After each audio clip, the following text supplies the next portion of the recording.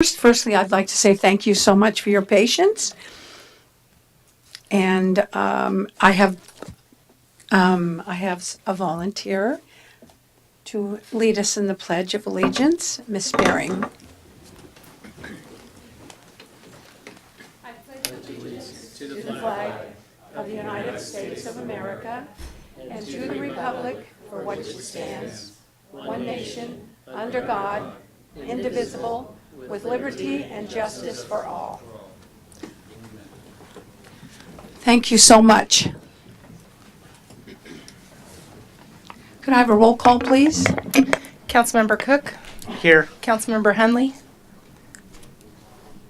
Here. Vice Mayor Harrington, Present. Councilmember Edwards. Yes. Mayor Agramonte. Here. Thank you. Thank you. We do not have a report out for closed session because we did not have it. And could I ask for the approval of the agenda, please? Make a motion to approve the agenda. Second. Roll call, please. Councilmember Cook, Aye. Councilmember Henley. Aye. Vice Mayor Harrington. Aye. Councilmember Edwards. Yes. Mayor Agramonte. Aye. Motion Thank carries you. unanimously. Comments from the public. At this time, members of the public may comment on any item not appearing on the agenda. It is recommended that you keep your comments to 3 minutes or less under state law unless otherwise permitted under the Ralph M. Brown Act. The merits of the matters presented under this item cannot be discussed or acted upon by the City Council at this time. For items appearing on the agenda, the public will be invited to make comments at the time the item comes up for council consideration. Upon being acknowledged by the mayor, please step to the podium and speak into the microphone. Begin by stating and spelling your name. Thank you, Mayor. Ken Brown. One moment, please. Thanks for stepping up. Thanks. You beat me to the punch. You're welcome, ma'am. Ken Brown, 1396 Lubeck Street in Sonoma. At the last meeting, the Planning Commission strongly said that they wanted to deal with the issues of medical cannabis dispensaries in Sonoma. I trust that you give them that opportunity. Thank you. Thank you, Mr. Brown. Are there any others who would like to step forward to speak? Seeing no one, I'm closing the public session. Do we have any meeting dedications? None? Thank you. I do have a proclamation. And unfortunately, the people who requested the proclamation are not here this evening. City of Sonoma proclamation proclaiming October 14th through the 20th, 2018 as Freedom from Workplace Bullies Week in the City of Sonoma. Whereas the City of Sonoma has an interest in promoting the social and economic well-being of its citizens, employees, and employers, and whereas that well-being depends upon the existence of healthy and productive employees working in safe and abuse-free work environments, and whereas research has documented the stress-related health consequences for individuals caused by exposure to abusive work environments. And whereas abusive work environments are costly for employers with consequences including reduced productivity, absenteeism, turnover, absenteeism, and injuries. And whereas protection from the abusive work environment should apply to every worker and not be limited to legally protected class status based only on race, color, gender, national origin, age, or disability. Now, therefore, I, Madeline Agramonte, Mayor of the City of Sonoma, do hereby proclaim October 14th through the 20th, 2018 as Freedom from Workplace Bullies Week and commend the California Healthy Workplace Advocates and Workplace Bullying Institute, which raises awareness of the impacts of and solutions for workplace bullying in the U.S. and encourage all citizens to recognize this special observance. In witness thereof, I have hereunto set my hand and caused the seal of the city of Sonoma to be affixed this first day of October 2018. Madeline Agramonte, Mayor. And could I pass that down to you all? Thank you. And to give it. Thank you. And let's see. So we're into the consent agenda. What is the? Yeah.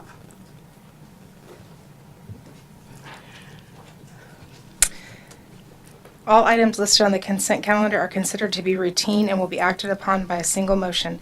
There will be no separate discussion of these items unless members of the council, staff, or public request specific items to be removed for separate action. At this time, council may decide to change the order of the agenda. Thank you so much. Is there anything from staff or what's? Yep. I want to know if there are any comments here before. All right, thank you. I'm going to take it out to the public. Is there anything that our public would like to share with the council this evening regarding 4.1 and 2? No one wants to take anything out of order. I'll bring it back to the city council. Mr. Cook? I'd like to make a motion to approve the consent calendar 4.1 and 4.2. Second. May I have a roll call, please? Councilmember Cook? Aye. Councilmember Hunley? Aye. Vice Mayor Harrington? Aye. Councilmember Edwards? Yes. Mayor Agramonte? Aye. Motion carries Thank unanimously. you. So, should I ask for direction from our city manager for the, do you?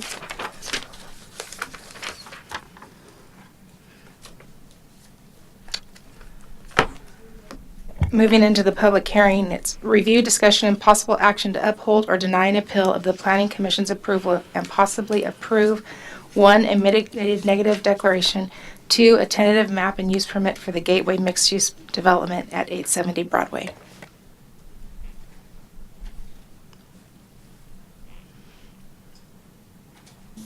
Good evening, Mayor Agramonte, council, members of the public. So we are here tonight for a continuation of the public hearing on the Gateway Mixed Use Project. The last time we were before you was August 6, 2018. And before we walk through the staff report, et cetera, I want to introduce a few folks that are up at the staff table. On my far right is Kathy Peace. Kathy is a contract planner that the city has brought on with management advisory services to assist as we are working through our planning transition issues. Kathy is a retired planning manager from the city of Roseville, has got, I think, at least 15 years with them. She also has extensive time also as an environmental planning consultant in the private sector working, and also has a historical preservation background. So Kathy started with the city, I want to say maybe 2.5 weeks ago, 3 weeks ago, and has picked this project up, and so happy to introduce her to the community. Daleen Whitlock is behind me. She's a principal of W-Trans, and council has met Daleen before, has been involved in different projects looking at traffic. So tonight, the process will be, after consultation with the mayor, we will have a staff report. We will then allow council to have questions to staff about the staff report, and then we'll open the public hearing. We will provide a 20-minute presentation to the appellants first, and then if council has questions to the appellants, you can ask those questions there. We'll then have a 20-minute presentation by the applicant, and again, while they're there, if there's questions that council members have, you can ask the applicant, and then we'll go out to public comment, 3 members with each member of the public. We'll then come back if there's any other questions that the council has that have come up from either staff, applicant, appellants, general public that you'd like to ask, and then we will close the public hearing, assuming that that's what council wants to do. Then we'll have council discussion, and then council deliberation, any direction, motions, and/or votes. So with that, I would like to ask Kathy Peace to begin the staff presentation.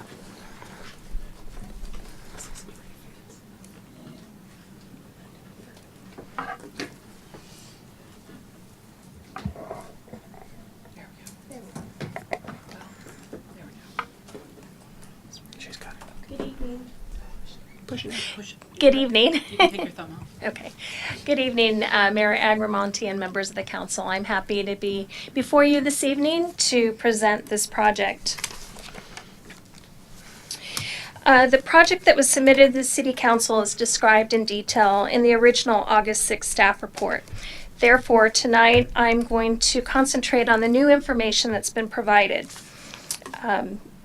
Some of the things that I'll be talking about is a brief summary of the appeal, the additional information submitted, discussions of changes that are proposed to the project, the environmental review process, and then possible actions.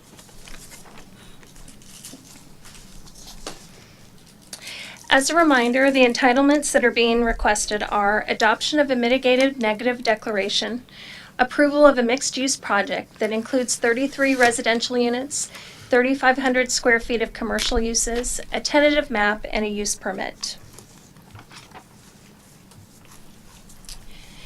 It's my understanding that this project site has been studied numerous times by the Planning Commission in study sessions since 2014. The Planning Commission held 2 public hearings on the project this year, and it was approved in May. The approval was then appealed to the City Council over concerns with massing, height, aesthetics, traffic and parking, impacts to the historic district, and environmental review. Just prior to the August 6th hearing, the appellants had submitted additional information. There was significant public testimony at the August 6th meeting, and it's my understanding that a council member also received a late packet, and there was a request from the council for the applicant to install story poles. For that reason, the matter was continued to the September 17th meeting and then ultimately to this evening. So the applicant installed story poles the week of September 11th. Bear Flag Engineering certified the location and installation. They were installed at 30 feet. Whoops, I didn't touch anything. Yeah, it's just glitchy. That was me. I turned off my microphone. Okay, just keep going. Okay. Is the picture in front of the council? It's not on the staff table. As long as you all Okay. have it and the public has it, we can keep It's up going. there. Thank you. So they were installed at 30 feet instead of the originally proposed 35 feet because the applicants are now proposing no buildings over 30 feet in height. Last week, updated project information was sent to both the City Council and the appellants that was received from the applicants. This included an updated narrative from the applicant describing their proposed changes to the project, a tentative map, project renderings that have been updated, a revised landscape plan, and 2 technical reports, one on historic resources report and one on aesthetics. So the proposed changes that the applicant is now proposing includes setting the buildings on Broadway back by 3 to 5 feet. They are now set back 17 to 25 feet. There are updated internal building architecture renderings. Buildings are now, like I indicated, 30 feet in height or less, which now there will not be a need for a height exception.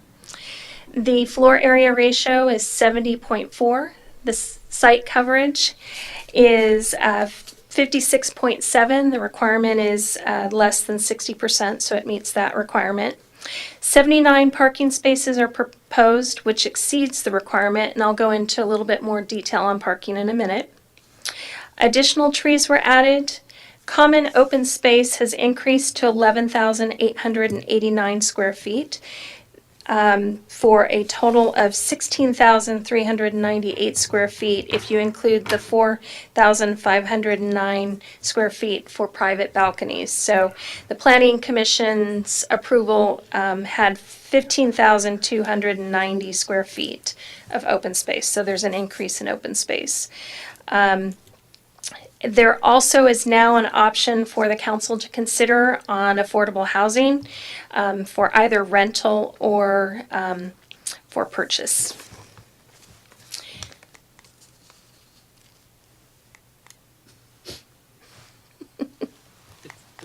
computers over there and Oh, over there. okay.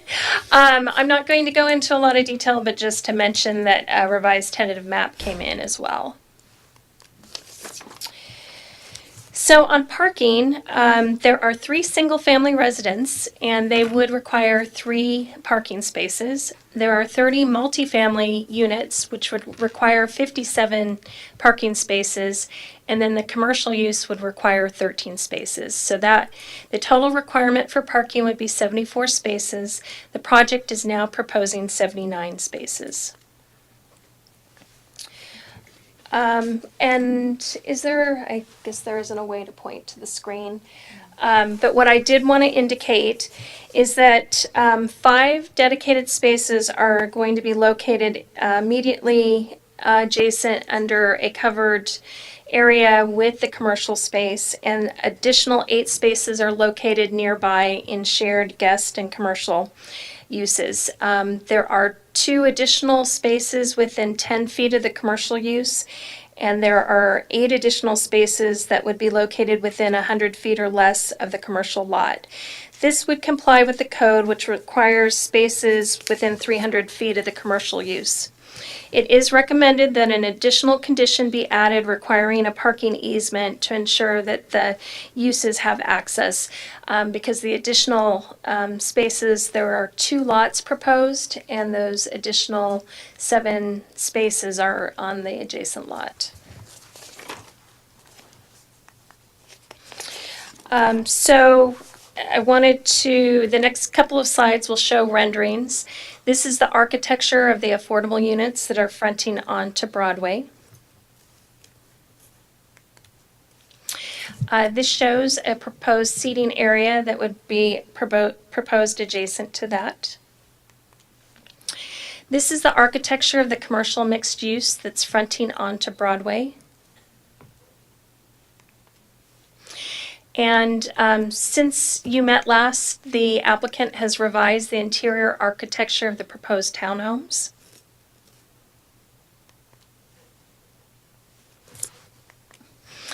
Let's see. And the landscape plan has been amended to revise and add additional trees. And as you can see, along the Broadway corridor, there will be substantial landscaping that is consistent with the Broadway district. And I'll help add to the landscaping along that frontage.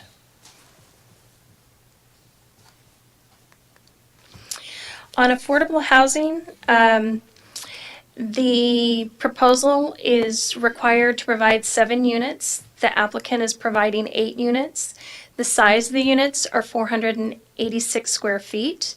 The units are proposed to be clustered, not dispersed. And as I indicated, the developer is proposing 2 options to the city. One is rental.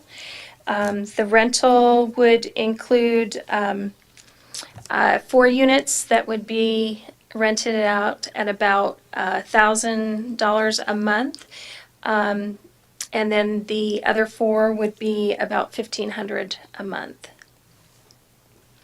There also is a for sale option, and the units would be dispersed based on the area median income levels.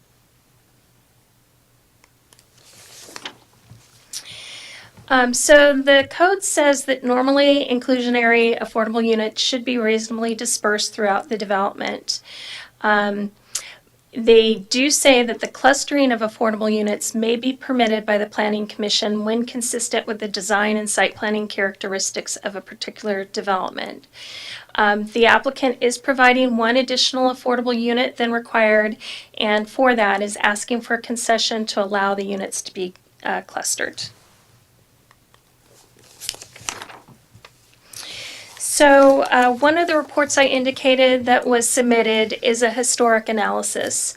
The proposed project, they found, is consistent with the Secretary of Interior standards for development for the treatment of new buildings relative to historic districts. They did find that it would be compatible and would be consistent with those standards. They also felt that the proposed landscaping and trees are an important component of the Broadway corridor, which are currently lacking on the project parcel. It's a character-defining feature of the Broadway Street District, and incorporating additional landscape provides visual continuity to that intersection. Based on their analysis, they found that the proposed project would not have a significant impact to the historic integrity of the Broadway Street Historic District or the Broadway corridor. The second concern that had been raised includes aesthetics. There was feeling that the proposed height, massing, and site coverage, the proposed project was not compatible. There was concern on the architecture of the interior buildings, the interface of buildings 2 and 3, which front onto the northern boundary of the project site, and compatibility with the project that includes townhomes and single-family residences. From a planning perspective, the development code does not prohibit single-family and townhomes on the site as long as the general plan density is achieved, which the site plan meets at 17 dwelling units per acre. Further, the technical analysis provided by DUTEC was prepared, and they are environmental consultants, and they also found that the project would not result in an impact to a scenic vista. They found that it's not a park or landmark, it's not open space, and is not considered to be part of a scenic vista as defined by the municipal code. Broadway is not a designated Caltrans scenic highway. There are existing buildings on the project site that block views of the hills to the north, and the views of the hills to the west across the project street are limited as they are largely blocked by existing buildings and vegetation. Staff went out to the site, and the following slides will show vantage points. This is a photo of the site showing the existing building. It's on the west side of Broadway looking northeast.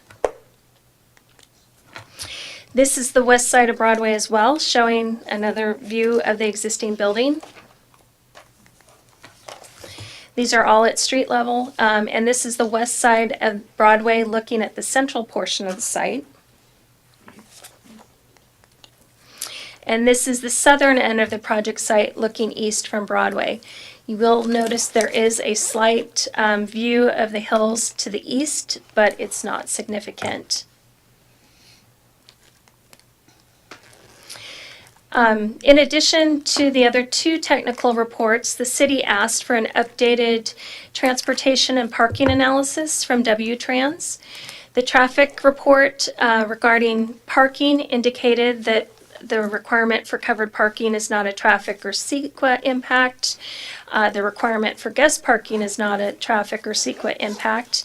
They found that the proposed project met the parking requirements, and that there is adequate parking for guests, and the interaction between guest parking and commercial is expected to work acceptably. On traffic, we also asked them to take a look at the nearby schools. They found that the project would operate adequately and would not have a significant impact.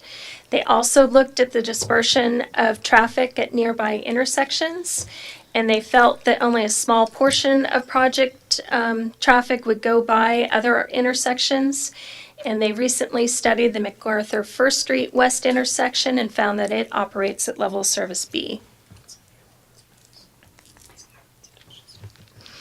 There was concern raised that this is a large project and therefore should be subject to an EIR.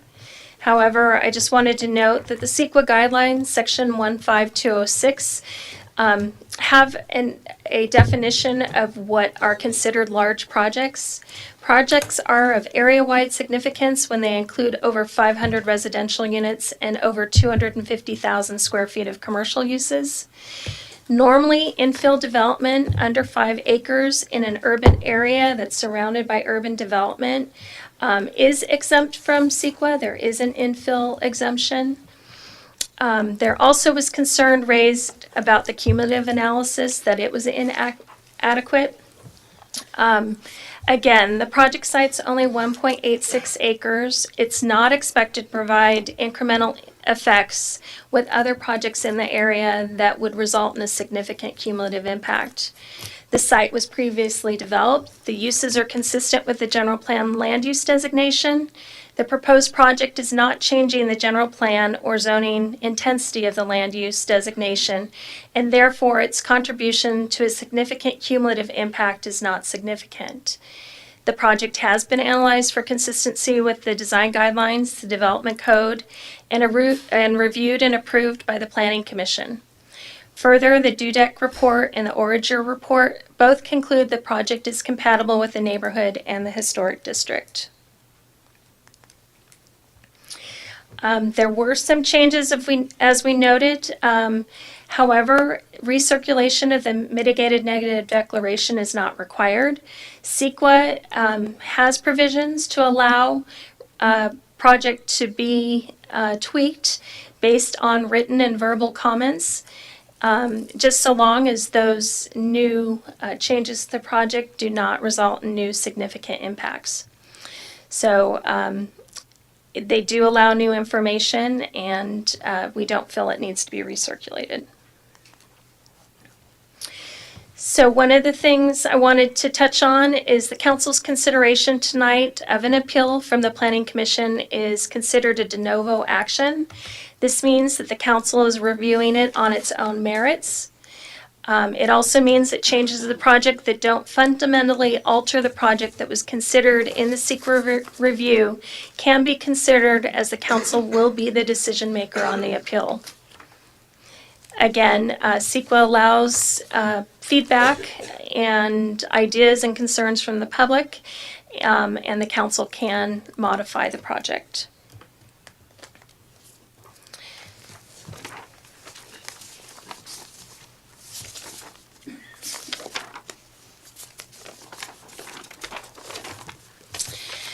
So staff is recommending that the City Council direct staff to prepare a resolution denying the appeal, adopting the mitigated negative declaration, and approve the tentative map and use permit at a subsequent meeting scheduled for a date certain. There are additional choices that the council could have tonight. They could make changes but still deny the appeal and approve the CEQA, the tentative map, and the use permit. They could uphold the appeal and deny the project, or they could uphold the appeal and return the project to the Planning Commission for further review. So with that, this concludes my staff presentation. Madam Mayor, if I may add a couple of points to the staff presentation in light of the correspondence that we received this evening, I would like to do that. With regard to the correspondence that we received this evening from the Hanson Bridget Law Firm, one of the issues that has been raised in this correspondence, and is the first issue raised in the correspondence, is that in fact the meeting this evening has been essentially improperly noticed, as the information that was last posted, as stated in the letter, occurred less than 72 hours prior to the convening of this meeting, and therefore is inconsistent with the provisions of the Brown Act. The provisions of the Brown Act are accurately stated in the letter. However, the timeline for when the actions took place to repost the agenda are not correct in the letter. So the letter alleges that on Friday, September 27th at 6:51 p.m., planning staff informed the appellants of the re-agendizing, for lack of a better word, or the correction of the agenda, that this meeting would actually be held. While September 27th was the date that occurred, that was Thursday, not Friday. So it's in excess, of course, of 72 hours before. The city clerk informs me that when the agenda on our civic web portal is actually modified, that the dates and times are in fact confirmed by electronic means. The agenda was posted with the correction on September the 27th at 6:48 p.m., which again is more than 72 hours before the convening of this meeting. As such, the correction to the agenda having been posted is in fact in compliance with the Brown Act.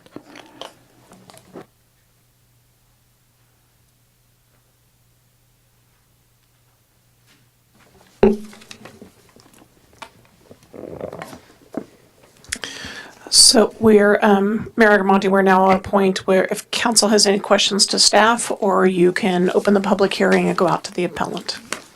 Are there any questions at this point from staff? With regard to the Orger and the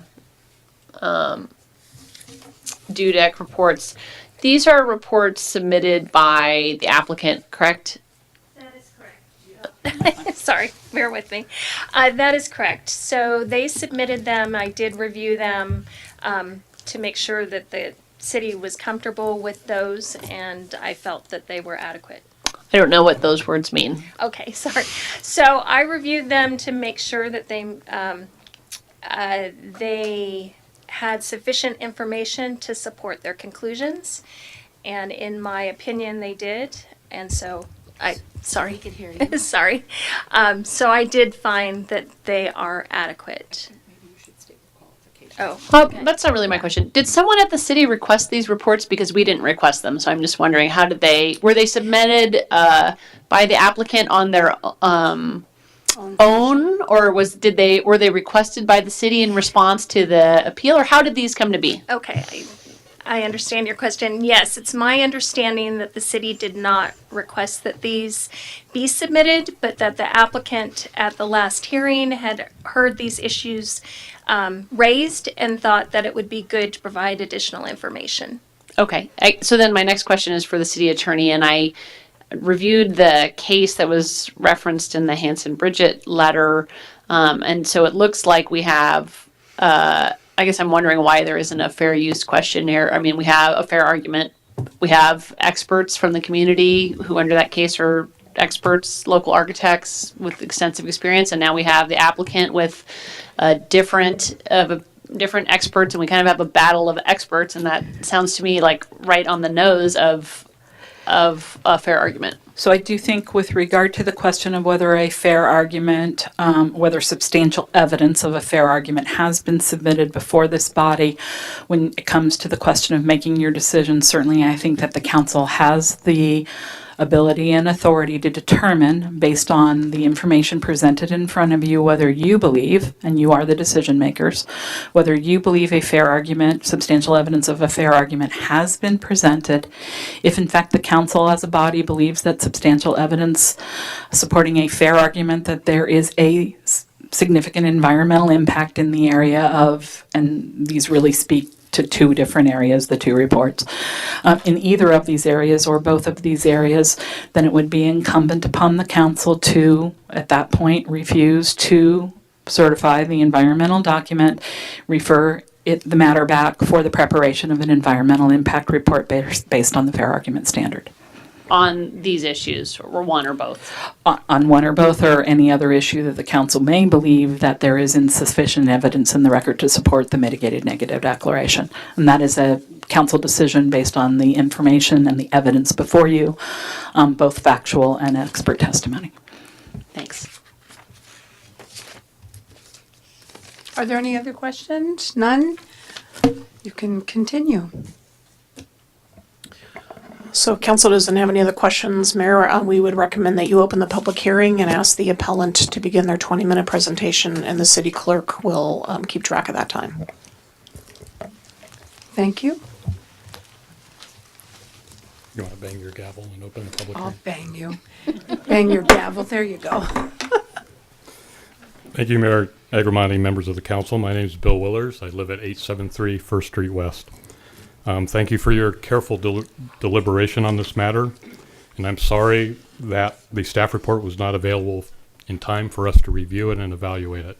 There are several aspects that were brought up tonight that we've had no opportunity to respond to, and I would like to. Some of those issues are related to CEQA and the evaluation of the city staff relative to this being an urbanized area. I don't believe CEQA treats Sonoma as an urban area. I believe that we fall below the threshold of an urban area, but I'd like to check that with our attorney to make sure that that's true. We have not had the opportunity to review that document that was presented to you tonight, and it quite honestly is unfair for us to be held accountable to it. I also want to apologize for the late mail of our attorney's letter to you. We were informed that this meeting was continued not in time enough to work with our attorneys until this morning. We've been working all day with them, going back and forth, giving them the information that we have and the limited information that was put to you as an agenda summary. So I hope you accept our apology for that late mail. I do think that the issues that were raised in that letter are significant, and I think they do point out a fair argument, and that we have made that in front of you, not only on August 6th, but we will make it tonight. If you decide to take action tonight, we would request that you uphold our appeal, deny the approval of the project, and request that an EIR be performed to evaluate the project's potential impacts on the Broadway Historic District. We would also request that this council require modifications to the project that the council feels would bring the project into conformance with the intentions of the mixed-use zone in the Broadway corridor of enlivening Broadway with a small-scale retail, office, and residential uses, and enforce the inclusionary housing requirements of the Development Code and the precedent that has been set by many other housing developments in our community as through their approval, that inclusionary housing units are dispersed throughout the development and should be compatible with the design and use. What that means is that they should be similar in use, 1 bedroom, 2 bedroom, whatever is being provided by the project. Should be compatible in use with the design and use of the market rate units to produce quality, affordable units. I believe that many of the issues of incompatibility fall from, I believe that many of the issues raised in our appeal have produced modifications to the project, and that supports the basis of our appeal. The applicant has been modifying this project hoping for approval by you in direct response to the appeal that we brought to you. Many of the things that were cited in the Development Code have forced those responses. What was argued to you in the staff report before is that there were no exceptions in this project, and I believe in our August 6th presentation to you that we did show that there were exceptions that were required to approve this project, and those mitigations have been produced in this project. However, this project remains, as it always has been, incompatible in massing, scale, and continues not to meet the intent of the mixed-use zone to provide additional opportunities for affordable housing, especially for low and very low income individuals. The project's incompatibility in its massing and scale and land use derive from the developer's decision to isolate the affordable component of this project on roughly 11% of the parcel area in the northwest corner of this site, and reserve roughly 80% of the site for upper-end market rate single-family housing. This is the choice of the developer with this application, but it does not have to be the choice of the council. The council can and should enforce the underlying policies of the mixed-use zone and require a project that brings forward more modest workforce housing types that do not devour land with 2-car garages and the associated circulation. As an example, the priorities expressed in this plan and the project is the comparison of the square footage of 486 square feet for the affordable units and the average of 525 square feet afforded to the typical 2-car garage in this project. I think this clearly demonstrates that the developer's priorities. However, it should not be the accepted priority of the council and thereby the policy direction of the council in this critical land use zone. We don't have an overhead projector, so what I'd like to do is hold this up. What this is the land of this project. What the red represents is the area devoted, circulation, parking, and building, to the affordable housing unit.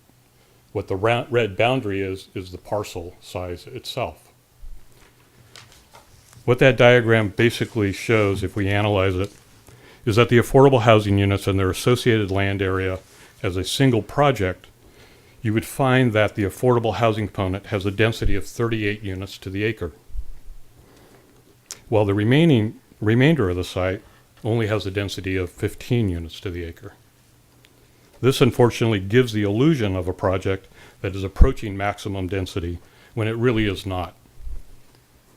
In fact, at the level of intensity of the affordable component was spread over the entire project, you could have a project of 71 units on this parcel. Of course, this would never be approved, as it would be well beyond the allowable density. But neither should the aggregation of these undersized affordable units into segregated corner of the site to skew the unit count be approved as well. While the applicant continues to remind the council that they are providing one more affordable unit than required, the truth is that while meeting the 20% inclusionary requirement, the affordable housing component is only 7.6% of the total square footage of the housing being proposed. This clearly shows the priorities of the applicant. The proposal to make affordable units for sale is in keeping with the housing elements, with the city's housing element findings. However, when you analyze the suggested costs of these units in the marketplace, all except maybe the very low sales price are market rate per square foot for twice the size.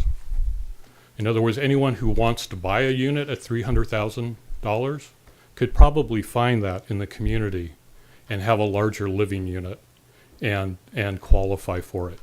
The other question is whether or not a 486 square foot, one bedroom house would ever comp for $300,000. I don't think it would. Currently in the city of Sonoma, the median per square foot rent for one bedroom apartments is $2.24. And that apartment averages 800 square feet. So the median rent for a 486 one square foot apartment would be $1,088, just slightly more than what is being offered by the applicant for the very low income rent range.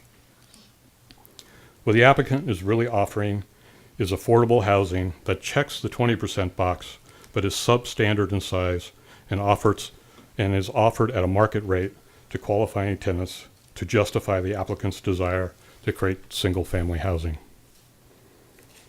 We believe that we have provided substantial evidence of why this project is incompatible with the historic district and zone, and there are still matters that are unresolved. We don't believe that applicant provided studies have any more merit than our testimony to you, and that a third-party review of this project is necessary to satisfy CEQA in that case. The letter from our attorney underlines that and underscores that. In conclusion, in light of the significant proposed changes to the project, we would respectfully request that the City Council continue this hearing to be properly noticed. Date that would allow us to review the staff report and provide additional information in relationship to that. And to the extent that the City Council takes action on this project, we would urge, if you take that action, that you remand it to the Planning Commission with any modifications that you would request of it and direct the preparation of an EIR. I know that Victor would like to make some additional comments. Thank you.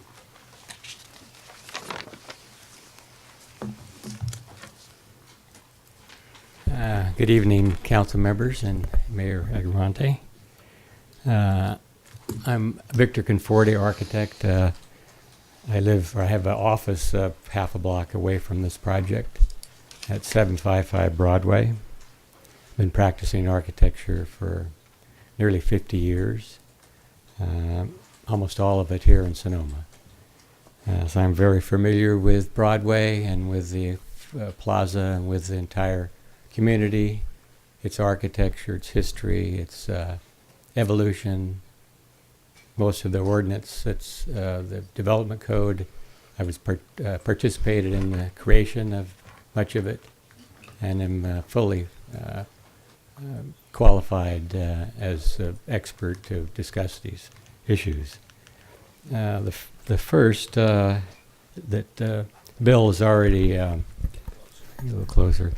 The first that Bill has already discussed is the general issue of the mixed-use zone, the intent of it, the development of it, the history of it. The purpose of the mixed-use zone is to provide zoning for higher density, small, uses the word small, units, residential, small, office, small, commercial, retail. It's very clear. and the adoption of it and the purpose of it has been put to that use in general. There's a lot of it up and down Broadway, and so this project should conform to those. The historic aspect of the site, both the state-created Plaza Historic, or Broadway Street, they call it. They don't realize it doesn't have that name, street, but the Broadway Street Historic District, which was created by the state, connects to the plaza, and the Sonoma Plaza is a district that's recognized by the state and the federal government. The Sonoma Plaza Expanded District comes down Broadway to Patton Street, and then the Broadway Street Historic District continues on about 2 parcels south of the project.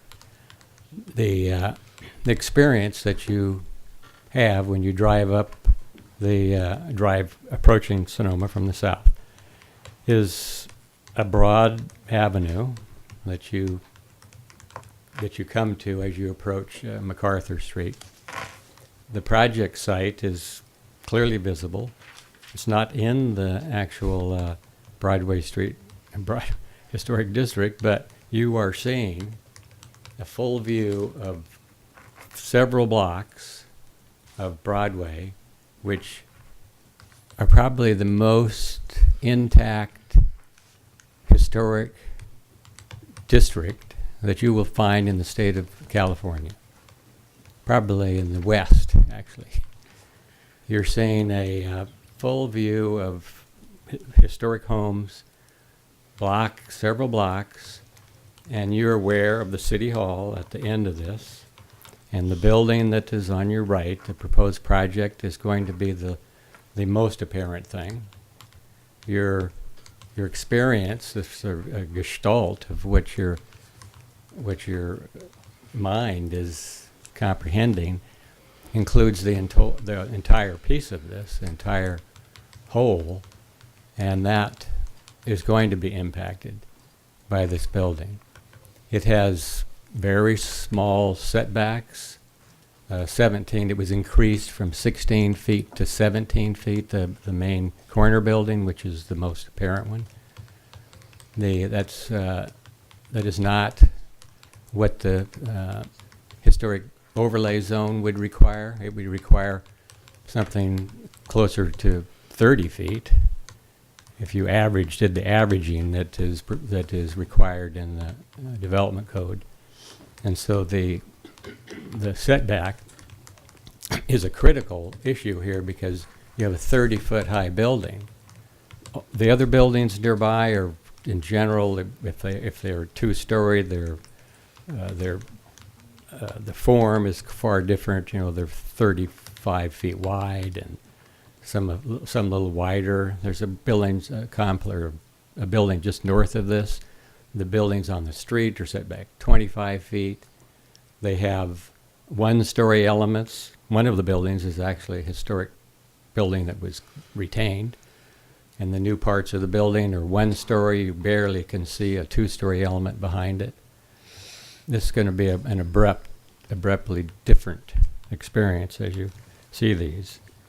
It's a 125-foot length building, so you're going to have a big impact on the historic experience there. Also, a lot of the provisions in the Housing Accountability Act that affect a project like this are predicated on having no non-conformance with zoning and general plan issues. A lot of these requirements actually aren't applicable because there are conflicts with the zoning ordinance. So much of the the issues raised regarding the use of the Housing Accountability Act are not applicable. The location of the inclusionary units, I think that is a serious issue. I can't think of any project that is a multifamily project in the city of Sonoma where the affordable units were isolated in this fashion and that are so different than the project units themselves, way smaller. There are no one-bedroom units in the rest of the project. In fact, the next size up is 1,250 square feet, units over the commercial building. It's a huge jump. The intent of the inclusionary zoning is to provide housing that is similar, is distributed throughout the project, that isn't a clear, separate zone or separate area of the project and a separate scale. Actually, these are the proper scale. The buildings themselves, there's 4 units in one of the, each there's 4 units in a single building, so they're like 4-plex buildings. They're about the correct scale to occur throughout the site, and yet they're the stepchild with the smallest one-bedroom unit that you would see. I don't think there's anything like that.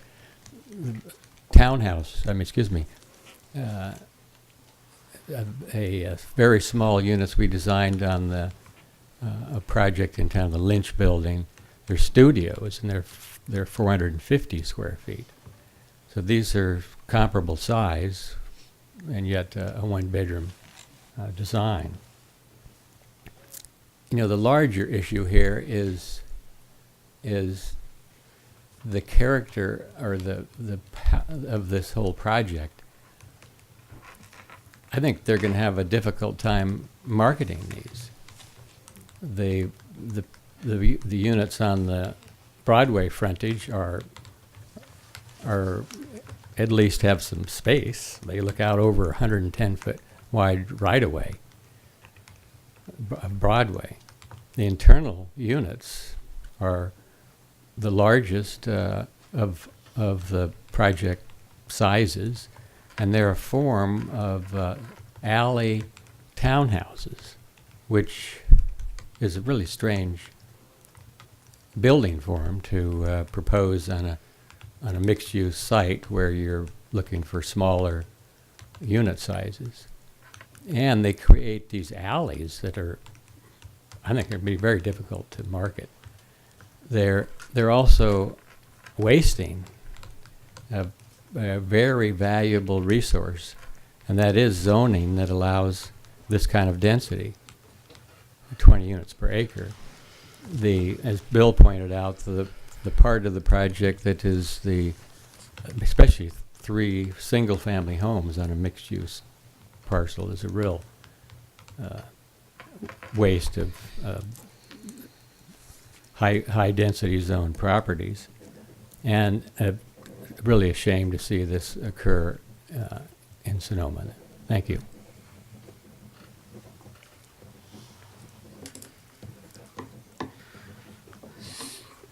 So we're going to continue. Continuing now, asking the applicant, and they have 20 minutes.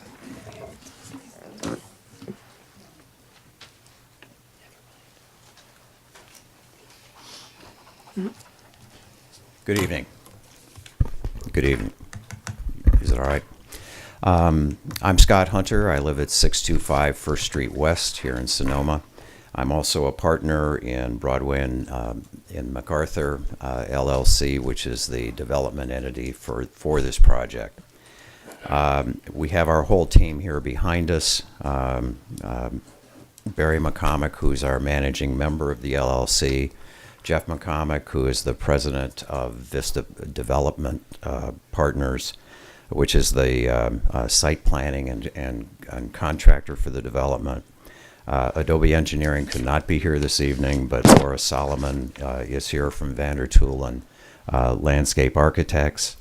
Janine Origer, whose report you have in front of you, is here also and will make some comments, as is Darcy Rosenblatt from Dudek, and she will speak. But before I go into my prepared remarks, I know we all know this is the second time that there's been a data dump at the very last minute. We provided all of our information to the city in time to be in your packets so that you would have lots of time to study it. We got it in on the 24th because at that point we were told that our meeting would be on October 1. Then we went through a 36-hour or 24-hour period of time where we thought it was going to be at the end of October, and then, as has already been stated, it was brought back to October the 1st. So we've been ready. We have not dropped anything on you at the last minute. I believe, however, having had a chance to briefly review this late information, that we are in a position to respond to it this evening during the Q&A rather than during our prepared remarks, if that works for everyone. But one thing I want to make very clear is we have asked for, nor have we received, any concessions on this project. It is all according to general plan and the municipal code, and we'll go through that. On August 6th, David Goodison made a very forceful point-by-point rebuttal of the appeal. And then this evening, we have yet again reaffirmed all of David Goodison's findings. And as I said to you in August, before we contracted to purchase this site, we studied the Sonoma General Plan, concluded that it was designed to encourage, with very specific parameters, the development of this property. Over the course of time, over the last year and a half, our effort has been to tailor a complementary design by working closely with the stakeholders. And as a result, the plan as presented tonight is in complete compliance with the general plan and the municipal code. And it's a beautiful project. If you would run the film for us, please.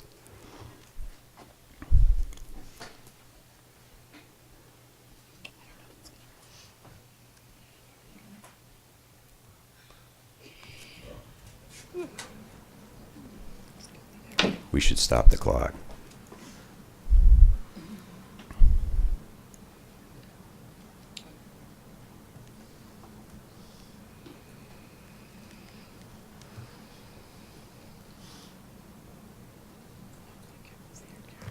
The resolution on this is not nearly as good as it would be, as it has been, as it is in front of me. I hope it's better on yours. We also had a soundtrack, which is not showing up. But. So here we're making the turn, going down MacArthur. These are the 3 single-family residences.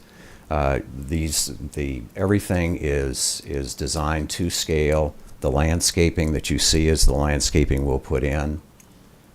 The architectural elements, such as the translucent garage doors, the pervious pavers you see in the drive aisles, the landscaping in the open space area. This is the northern boundary. It goes by 3 buildings, so at the end of each building there is an indentation. So there's lots of light, lots of landscaping, lots of color. This is the open space area again at the back. This is the open space area next to the residential. It's on a loop, so we'll do it twice. These are the affordable units here. The red building is existing. The decorative fence is the divider. And then moving again down Broadway. And again, I emphasize this is the landscaping, and this is the actual architecture of the buildings.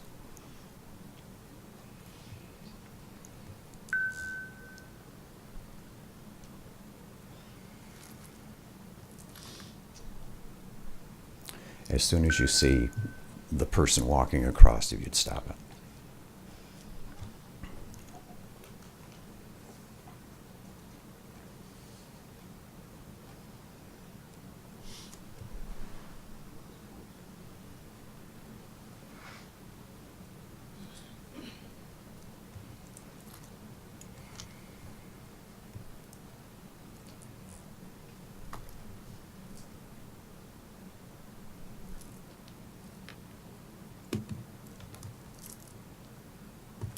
Okay. As I said last time, it's been a very long road leading to tonight's hearing, and I won't repeat the whole litany of meetings and so on again tonight, but the short version I'm sorry, is... Mr. Hunter, I don't want to take time from you, I apologize. But it would be great when we look at it another time that we could say, this is the north side, this is the south. I don't know about anyone else, but I don't know if everyone can see that in this project. Well, I identified the streets as we went by, but we're going to Right. see it one more time, and I I don't know, can it's up to the give direction. council. No, I've seen it a couple of times, and I don't know if everyone, if you're comfortable with it. It's fine. Okay. I mean, the only question I had is I didn't think I saw the buildings in the middle. And I don't know if I just missed them because I wasn't seeing them or if they were there. But that one where the garage faces each other, I didn't see that in there. So. Those are in there. The speed, it's very difficult to slow these things down. And the but clock has stopped, so. Okay. Especially when it's scaling down Broadway. If you look beyond the buildings, this is what you would see if you were driving down Broadway. So the taller buildings are behind, but by design they don't jump out. They sit behind. Maybe we should loop it again. You want to see it? Yeah. again? Okay. Well, we. But I'm not on the clock, right? I'm not, you're Okay. not on the clock.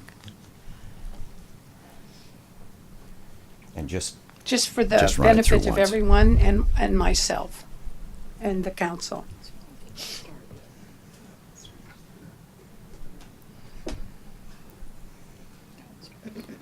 Okay, so we're looking east, heading north at this point. It's going to stop when we get to the property line and go back the other way. But take a look at the affordable units, the balconies, the patios. And those are the yellow. That's Those are the yellow. And then this is Broadway. Then there's an open space, and then this is the retail building with the flats above. We're turning the corner, heading east on MacArthur. We go down past the commercial building to the 3 single-family residences, and then we turn and head straight north.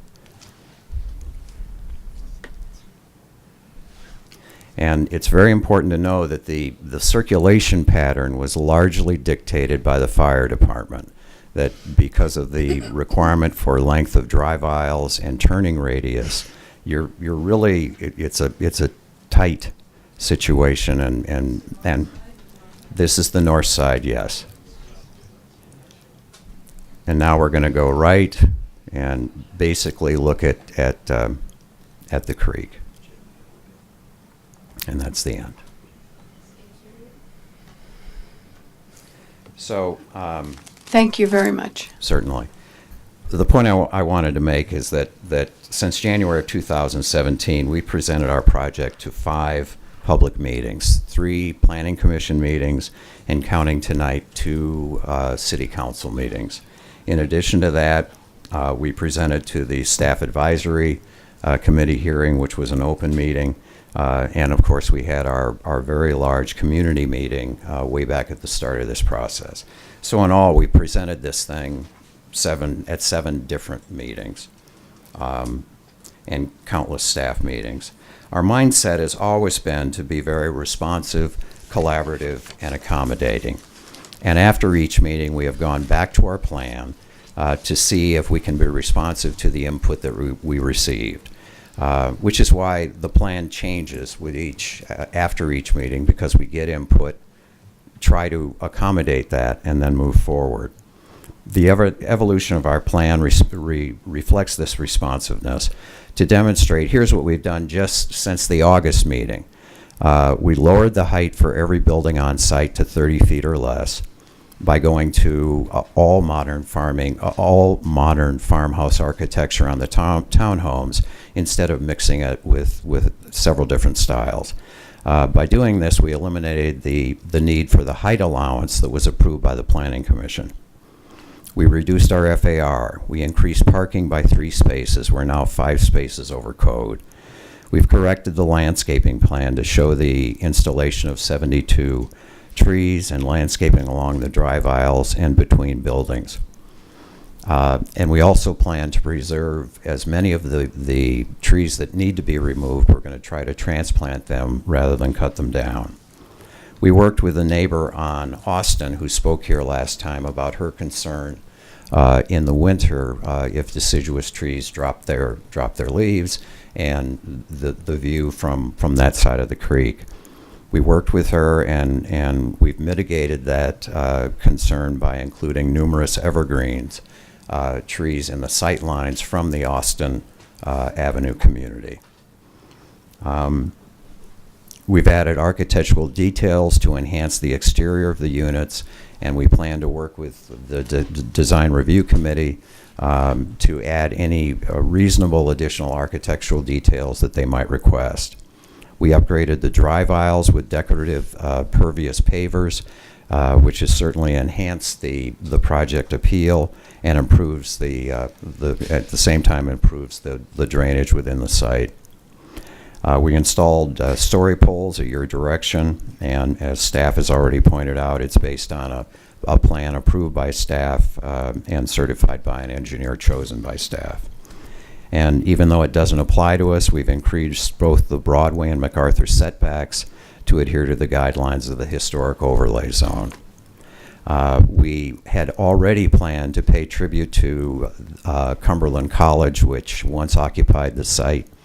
One of the conditions of approval in the Planning Commission was to have some sort of a pictorial monument on site. We of course, planned to go ahead and do that. And we're also thinking, trying to figure out a way if we can include Cumberland in our branding of the project. We engaged several consultants to provide expert EIR level analysis. We did this because there are aspects of the appellant's claims that we felt were incorrect, that staff felt were incorrect, and we wanted to get an outside expert advice. And both of those consultants are going to be using some of our time. They will tell you what their qualifications are and what their conclusions were.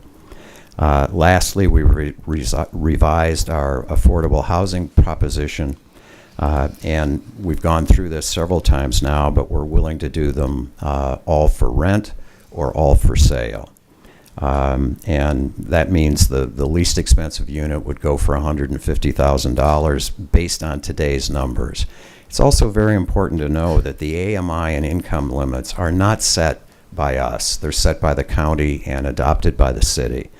I'm not going to go through that because we've used up a little bit more time than I thought we would. But in addition to providing one more unit than required, you can decide whether you want them to be for rent or for sale. In the video we just played, the apartments are shown and are clearly very attractive. Yes, they are small. There's no two ways about it. But each has a full kitchen, a living and dining room combo. They have washer dryers built in. They have a separate bedroom with a full bath, and each has a deck or a patio of 100 square feet. These are very, very livable units, and they're ideally located. There's a big push in San Francisco to go to these micro units that are as small as 275 units, and they're snapping them up very quickly. So again, they're very livable and they're very well located. I think of them as starter units, that they'd be for a variety of tenants or buyers, like a first-year teacher at the high school or down at Prestwood. They could afford this and they could walk to work. The project delivers a lot to our city. It removes blight. It provides much-needed housing. It's 24% affordable. and I'm getting nervous about the amount of time I'm using, so I'm going to truncate my comments by just saying, in short, it is a true mixed-use project as envisioned by Sonoma's general plan. I'd now like to have Janine Origer and then Darcy Rosenblatt come and address their portion of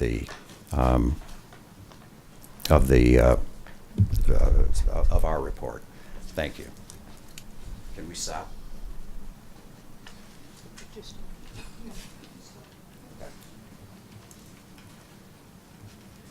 My name is Janine Origer. I am a cultural resources management specialist. I have 35 years in that field. I started in the early 80s, so I've spent virtually my entire adult life doing this.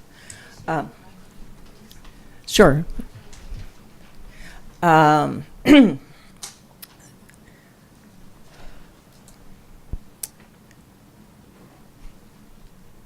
know I don't have a lot of time, so I'm trying not to pause too much. So the question in relation to historical resources is whether the project would have a significant impact on the nearby historic district. Just to clarify, the buildings on the property are not considered historic properties themselves. They've been evaluated by two separate architectural historians, neither with our firm, and found not to meet criteria for inclusion on the National Register or the California Register. They were also considered for their potential to be contributors to the Broadway Street Historic District, and they did not. They were excluded from the district deliberately, so that was not just an oversight. One of the things that I wanted to touch on very quickly is what constitutes a significant impact under CEQA to a historical resource. I think that's an important distinction. And so just paraphrasing slightly, the significance of a historical resource is materially impaired when a project demolishes or materially alters in an adverse manner those physical characteristics of a historical resource that justify its inclusion in the California Register, National Register, or local historic register. A discussion of this project in relation to the Secretary of the Interior standard for treatment of historic properties was included in our report. So I'm not going to go into that at this point, but our analysis of the project under these standards leads us to conclude that it would not have a significant impact as defined in CEQA. Questions now or later? Thank you.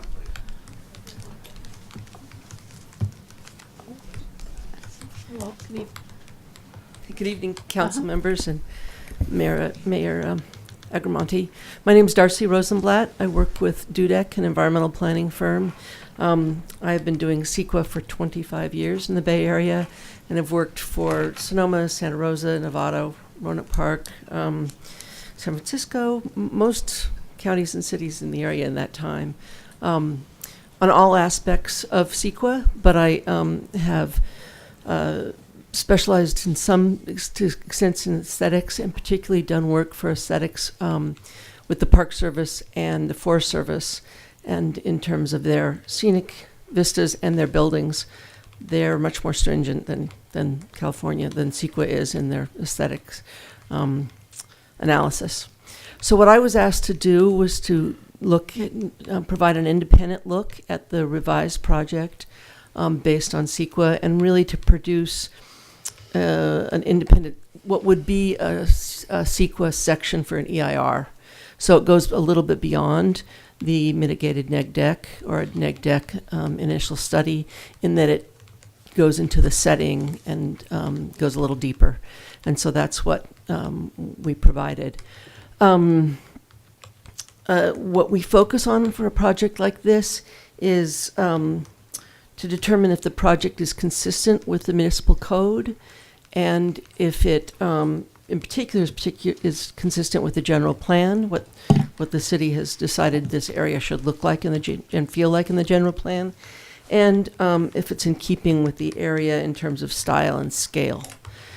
And our basic conclusion is that it was consistent with municipal code, the general plan, and that it was in keeping with that the revised project was in keeping with scale, what those requirements are. And then thus would, if we were doing it as an EIR section, it would not be a significant impact. So I'm glad to answer questions. Or 2 minutes and 26 seconds. Well done. Okay. So city staff and the experts you just heard from, and of course everybody is available for questions, and W-Trans have determined that the project has no significant impacts. These are independent third parties, experts in their respective fields. The appellants have not produced any third-party studies that provide facts and substantial evidence of impacts other than their own opinions, and these opinions have been refuted by all of the above. I know that you have received many, many letters in support of this project. And many of those authors were planning to be here this evening and speak. However, Steve Kerr of the Warriors has interfered with with that, and thus, because of the event over at Hannah, they have definitely affected our crowd size. But crowd size aside, know that there is tremendous support for this project in the community, and no organized opposition that we are aware of. In closing, the items raised in the appeal are simply not supported by the facts. The appeal is without merit, and I respectfully request that you deny the appeal and approve the NEGDEC tentative map, use permit, and pick an affordable option. And if you can run the film just one more time, we're done. Thank you. Oh, one last thing I'd mention. There was a rendering, and we have used the rendering of the modern farmhouse for at least three meetings, both in Planning Commission and here, to show what the interior units look like from the front.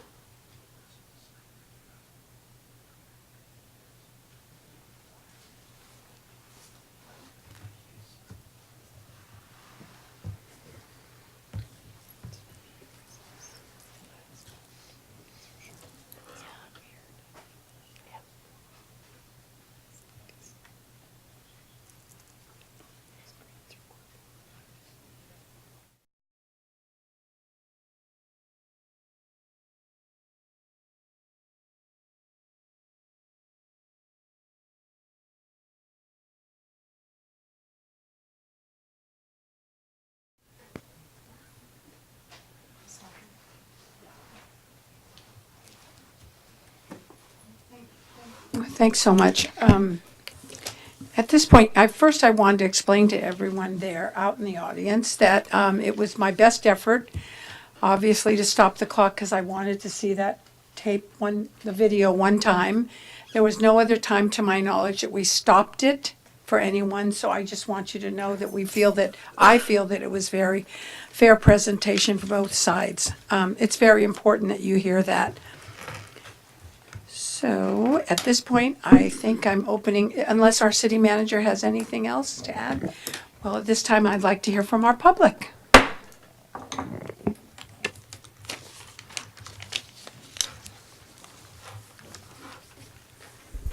Oh, 3 minutes, is that? My name is Bonnie Brown. I live in the unincorporated area of the county in El Verano. That's my community. I'm not part of the appeal. I just heard about this meeting about 2 nights ago. And I just have 3 objective observations. One being that the appellants are very highly respected planning and architectural people in our community that are passionate about our community and our town. That's one observation. 2, of course, the developer needs to maximize their profit for their investors. That's second observation objectively. And third, as everyone has said, this is the entry to our historic town and community, whether it's in an historic overlay district or not.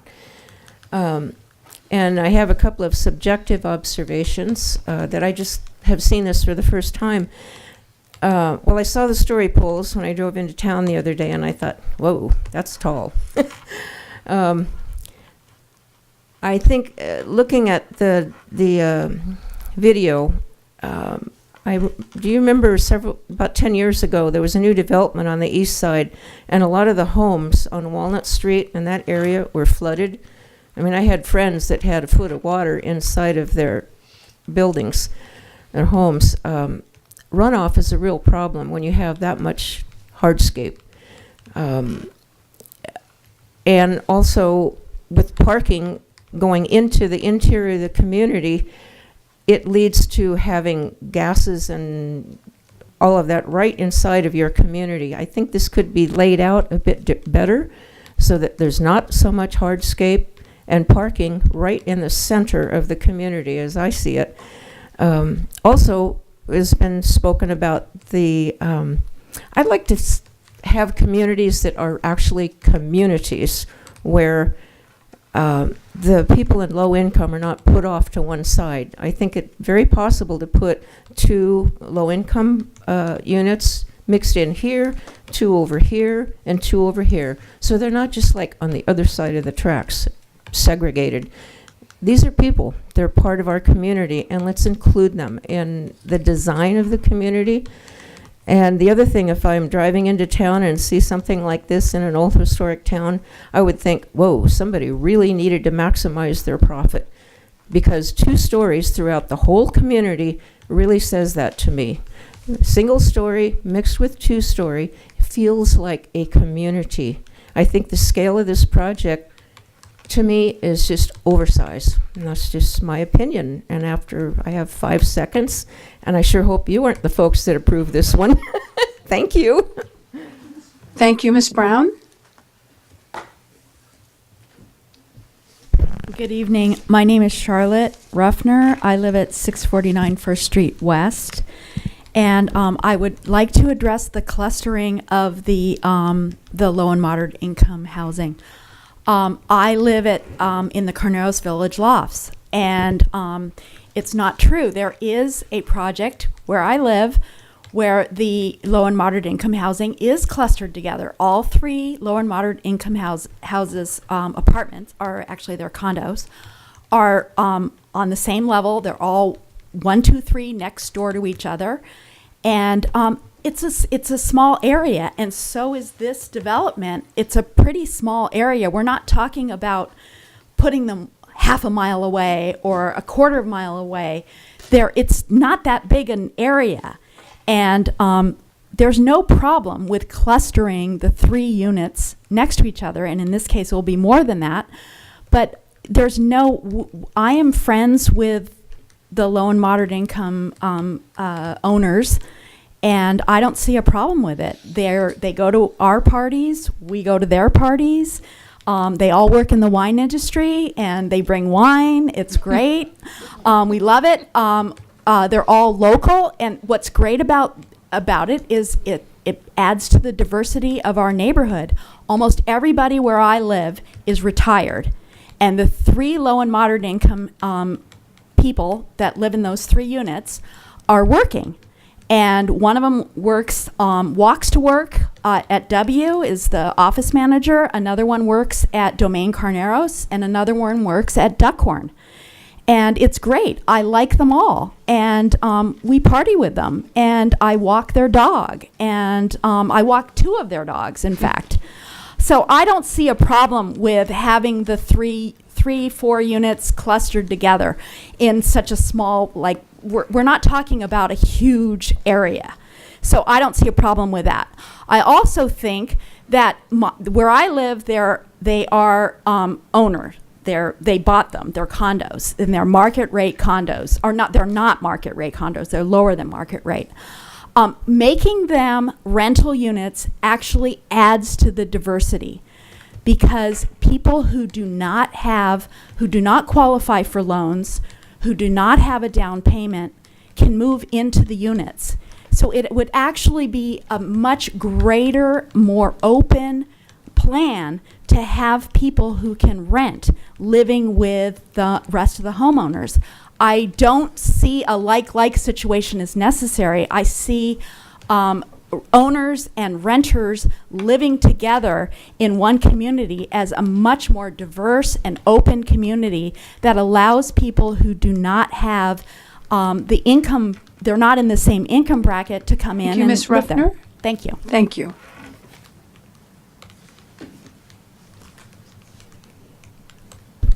Good evening, Council. Larry Barnett, 637 5th Street East. I want to take a moment to talk about process. I'm disturbed by the fact that this project, on the basis of an appeal that's come before you, is a moving target.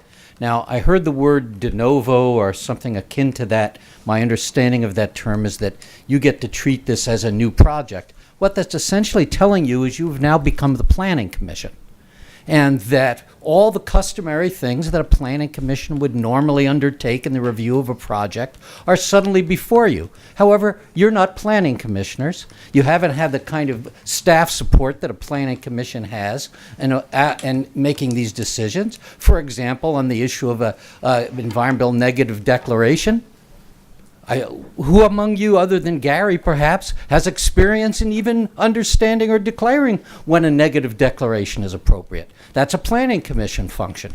My concern is that when an appeal is made and brought forward, it's on a project that has been approved. And that's, quote unquote, the target that's being addressed. That's the subject. And if all of a sudden the changes get made preemptorily by the applicant and resubmitted as part of the appeal, you're not actually making a ruling on the appeal, the decision of the Planning Commission at all. You're making a decision about something entirely different and something entirely new. That makes no sense to me. It may conform to some notion of law having to do with de novo, which gives you the opportunity to treat this project as new. And of course, a council can always say, we want to make some changes in a project, and then have those changes made. But I really don't favor the idea of all of a sudden preemptorily changes being made, brought to you that have nothing to do with the project that the appellants have appealed. The process is faulty. Now, as regarding the affordable units, I feel that there's a density hat trick that's been done here, and Mr. Willers explained it just perfectly. This project may relate appropriately to the overall density on the parcel, but it only does it by essentially coming to the average of 8 very small units and combining them with the much larger units, both in terms of the square footage of the total project and the square footage of the units themselves. That's a game. That's a trick. And it's basically this whole notion of these very small units is the idea of, quote unquote, an economy being achieved by shrinkage. You're taking essentially the concept of affordable units and getting to it by making them so small that you can declare them affordable. Thank you very much. Thank you, Mr. Barnett. Okay. After this one is okay.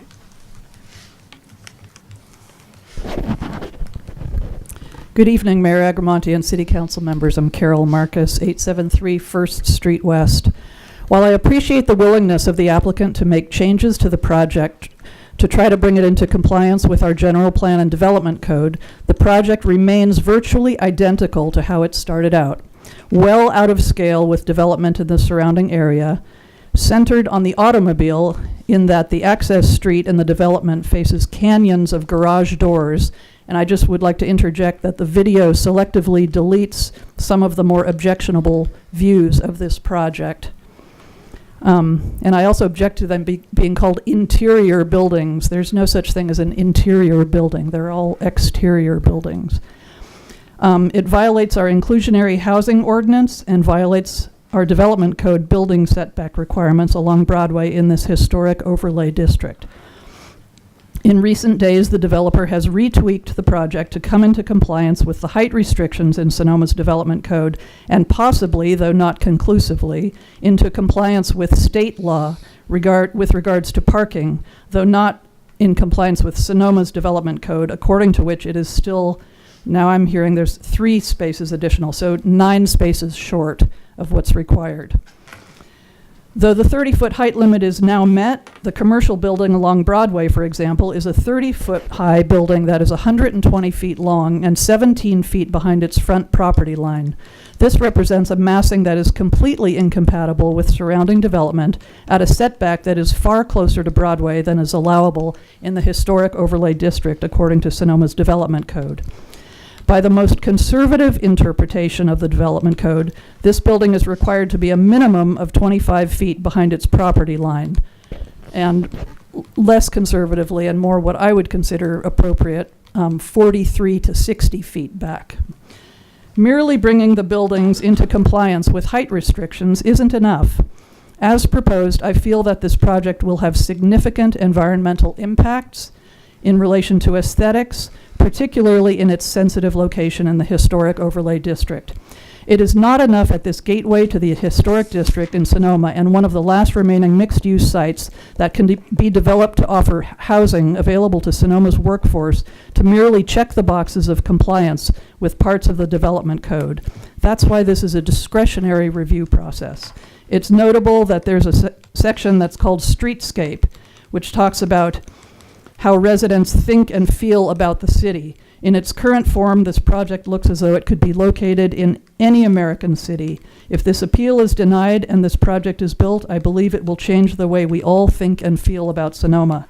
I continue to feel that this is a poorly conceived project for this site and ask that you uphold its appeal and request an EIR. Thank you, and I've had a request to take a 5-minute break.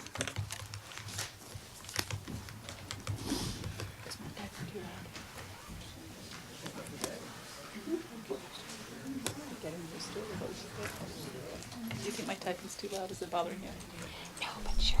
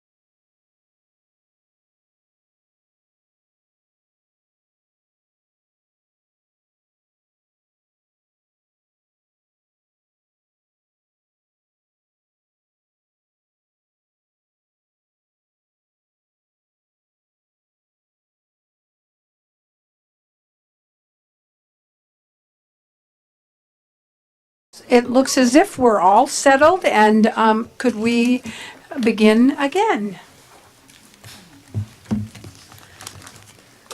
And thank you for your patience. Good evening, Johanna Patry, 621 Napa Road. This is a great opportunity and a perfect location and the right type of project for legitimate, inclusionary, affordable housing. This project, while great minds can disagree, segregates the affordable housing and is not consistent with the affordable aspect of the project. This project, with 468 square foot units only, is designed to exclude affordable housing for households of varying sizes, most notably households with children. So the affordable housing component is not available to everyone eligible for affordable housing. Real inclusionary housing is a very effective tool for communities wishing to increase the affordable housing supply. Inclusionary housing stimulates economic development by increasing the range of housing types for all local workers. I don't understand the economics of the applicant for his affordable housing units. I own a duplex on First Street West, 790, 792 between Hendricks and MacArthur. They're 2 stories, they're 2 bedrooms, they have patios, they have decks, and they're 800 square feet, and I rent for $1,800 a month. Now, using Mr. Willer's spot-on computation, that's $2.24 a square foot. The affordable units that the applicant is saying would rent for $3.20 a square foot. So I urge you to uphold the appeal and send this back to have a redesign for some real inclusionary mixed sizes affordable units. Thank you. Thank you, Ms. Patry. Oops. Good evening, I'm Caitlin Cornwall, Sonoma Ecology Center. Sonoma Ecology Center supports the appeal. Our support for the appeal stems from our support for dense infill development, for housing development that's affordable by working people, for real inclusionary housing, and for projects that are consistent with the intent of the development code and the general plan. So in short, we'd like to see a project here that's compatible with Sonoma's values. Just a point from another point from the Ecology Center's point of view, the property backs up onto a parcel that is park-like, publicly accessible, city-owned, and in 2016, the city partnered with the Ecology Center to spend several $100,000 of state and county money there to restore that property for wildlife habitat and for floodplain management. And that property borders Nathanson Creek, which hosts protected Chinook salmon and steelhead trout. So we would like to see the existing large trees that are on the east side of the development parcel protected and not drastically cut or transplanted as is being proposed. Another little point about sort of the strangeness of this proposal, the units on the north side, they have their front steps from their front door that just walk down and meet a fence. It's very odd. We agree with Larry Barnett's comments about the public process, that this seems like a planning commission conversation is what's appropriate right now. So again, the Ecology Center supports the appeal and feels that Sonoma can do quite a bit better in this highly visible location. Thank you. Thank you, Ms. Cornwall. Hi, my name is Valerie Woods, and my husband and I live at 969 Country Club Lane, And our concerns are thus, but I do have a new one just based on what I've heard tonight, and this is not the first meeting that I've attended, is that it seems to me that there is a tremendous amount of personal opinion, not necessarily based on fact. It seems like just a lot of opinion. And we all, are entitled to our opinions, but yet I feel as if the developer has really worked so hard to make their project adhere to the concerns that have been raised at each and every meeting. So I just wanted to make that point. Also, driving up and down Broadway, I have noticed that when I enter from, say, coming up from 116 or 121, coming up Broadway, you really, as a visitor to Sonoma, you really do not feel like you are actually in that historic feeling that everyone's seemingly so fond of, and I'm thinking you don't feel that until you get up to, almost like Patton Chase. You don't really feel it back at MacArthur. And so I don't think that it's really the most valid concern that it's going to disturb the historical presence. But these are the concerns that we have stated in a letter and then tonight. So we feel that it is a well-designed replacement for an embarrassing eyesore to the city of Sonoma and gateway to our historic plaza. The development provides much-needed, moderately priced and affordable housing for our community. The plan calls for a variety of housing choices for consumers: townhomes, flats, single-family residences, and apartments. 24% of the units being offered are designated affordable, exceeding the 20% affordable housing requirement for developments of this nature. Small business retail space is being provided for the residents of the development and the surrounding neighborhood. The developer has worked faithfully with the planning department, as I mentioned. Given the lengthy history of hearings on this project, I hope the City Council will now be in a position to approve it and without further delay. Thank you. Thank you so much. Ms. Wood?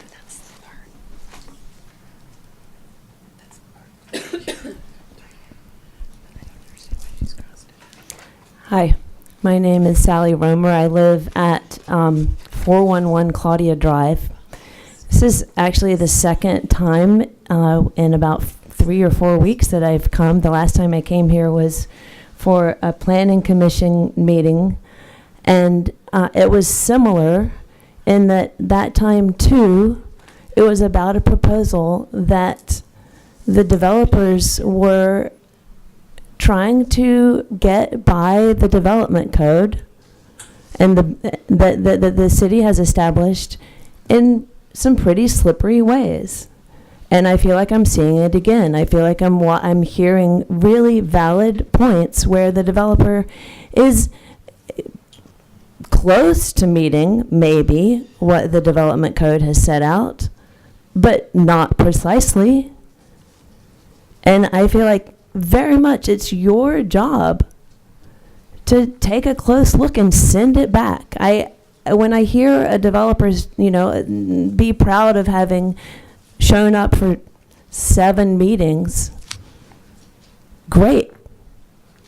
You should, for a project of this magnitude, this close to our plaza downtown, they should have to show up for 20 meetings if it takes that much. That doesn't inspire any sympathy on my part.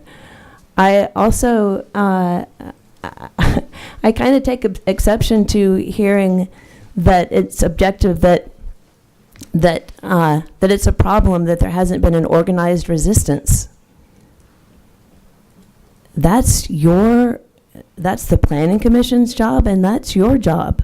I am absolutely counting on you, on the city council, and I'm counting on the planning commission to make sure that all developments follow the code to the letter of the law. It does not sound to me like this development proposal is going by the letter of the law, and it certainly doesn't sound to me like it's something that's an enhancement to the community.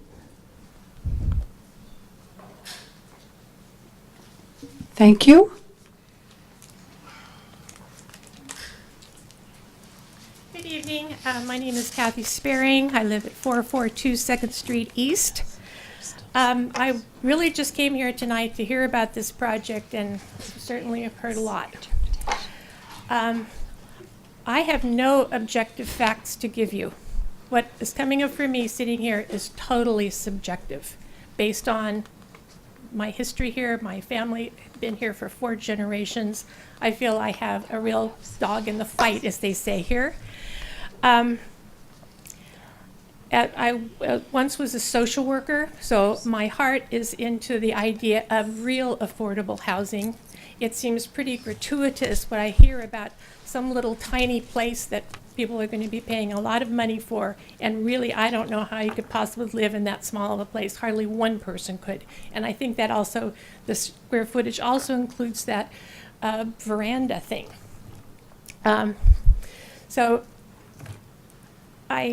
I really feel that this project is not appropriate for our town. And I was on the Architectural Review Commission for 8 years, and my feeling about the way the whole thing looks is like something that you would see, let's say, in Millbrae or someplace like that, not Sonoma. So that's my feeling. Thank you very much.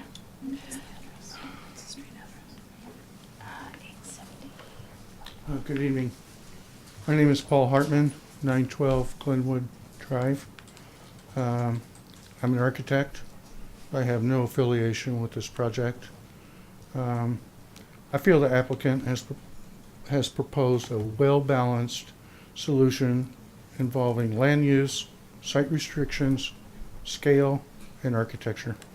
I feel this project will greatly enhance the Broadway corridor, and I urge the council support.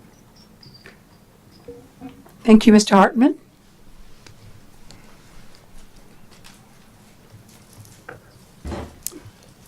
Good evening, Mayor, council people.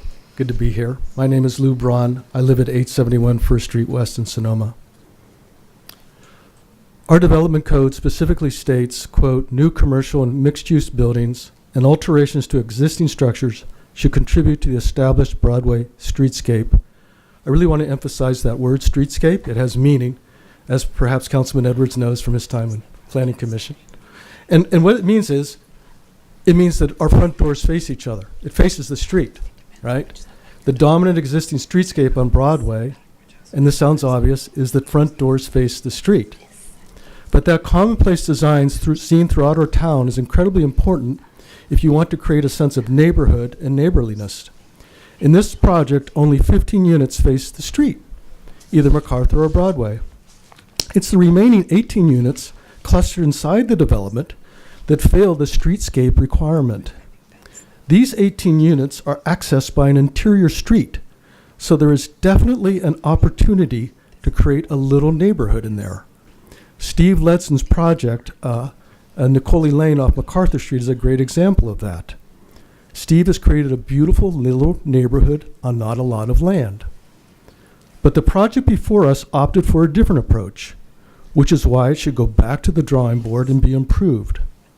In particular, in the video we watched earlier, the applicant did not show what it would be like to drive through the project through buildings 2, 3, and 5. That's where all the garage doors, 5 on building 5, and altogether 6 with building 2 and 3, are facing each other, and now with sort of a reflective glass, it appears. You wouldn't see anything like this in Sonoma. The 18 units in this project have garage doors, and only garage doors facing the interior street. There aren't even little side doors next to the garage. The main way these residents will enter and leave their units will be via an automatic garage door opener. Essentially, what is happening is the interior of the project are 5 fairly massive buildings that are accessed by motor vehicles. Up to now, Sonoma has never accepted a car-centric design like this one. Please don't set a precedent for it. It really lowers the bar. I have confidence that this developer can do better, and I think it is fair that we ask for that. The Broadway corridor is not just another street. As the grand entrance to our town, it should reflect our civic pride. Let's build for people, not cars. Let's build a friendly neighborhood. Thank you. Thank you, Mr. Braun. Is there anyone else who would like to speak? Seeing no one rise. Oh, go. Good evening. My name's Lori Hohorst, and I reside on Grove Street, outside the city limits. I'm speaking about Broadway just historically within my purview, my time here.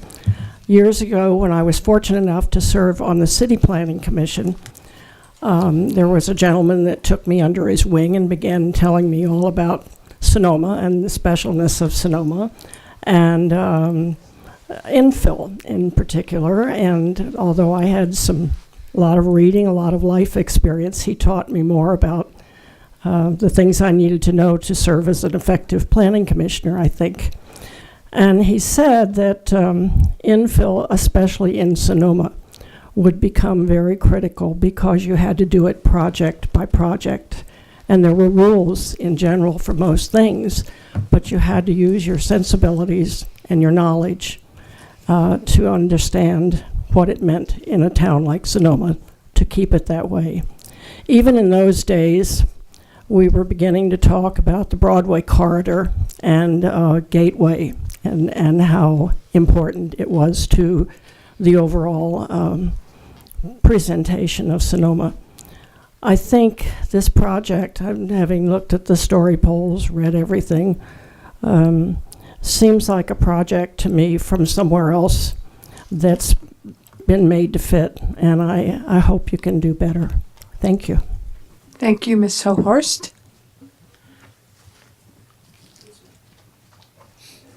That was Igvella.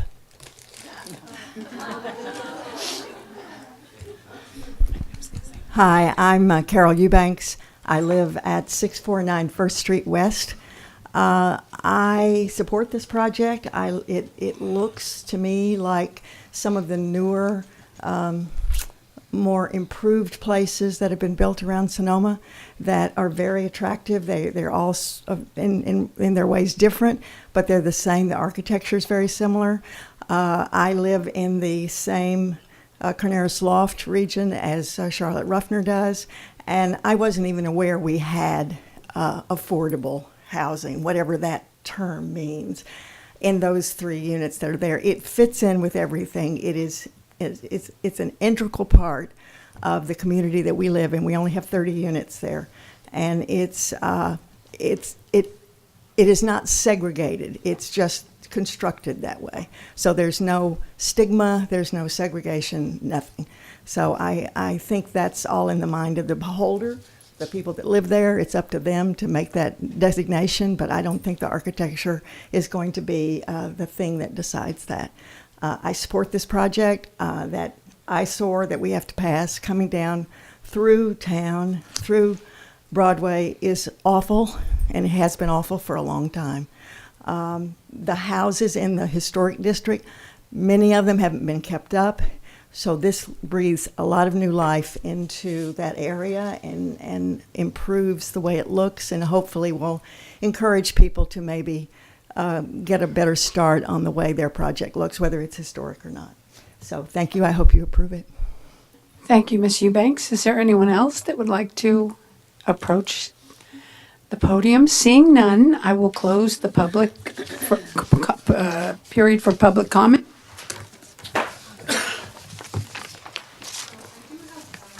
First of all, I'll let the council, if you have any questions of our city manager or anyone regarding some of the remarks we've heard. I don't know if anyone's interested in, I have a couple. Does anyone have anything? So, I've just learned the de novo term myself over the last 6 or 7 months. So, does it really mean we're going to be pretending we're a planning commission?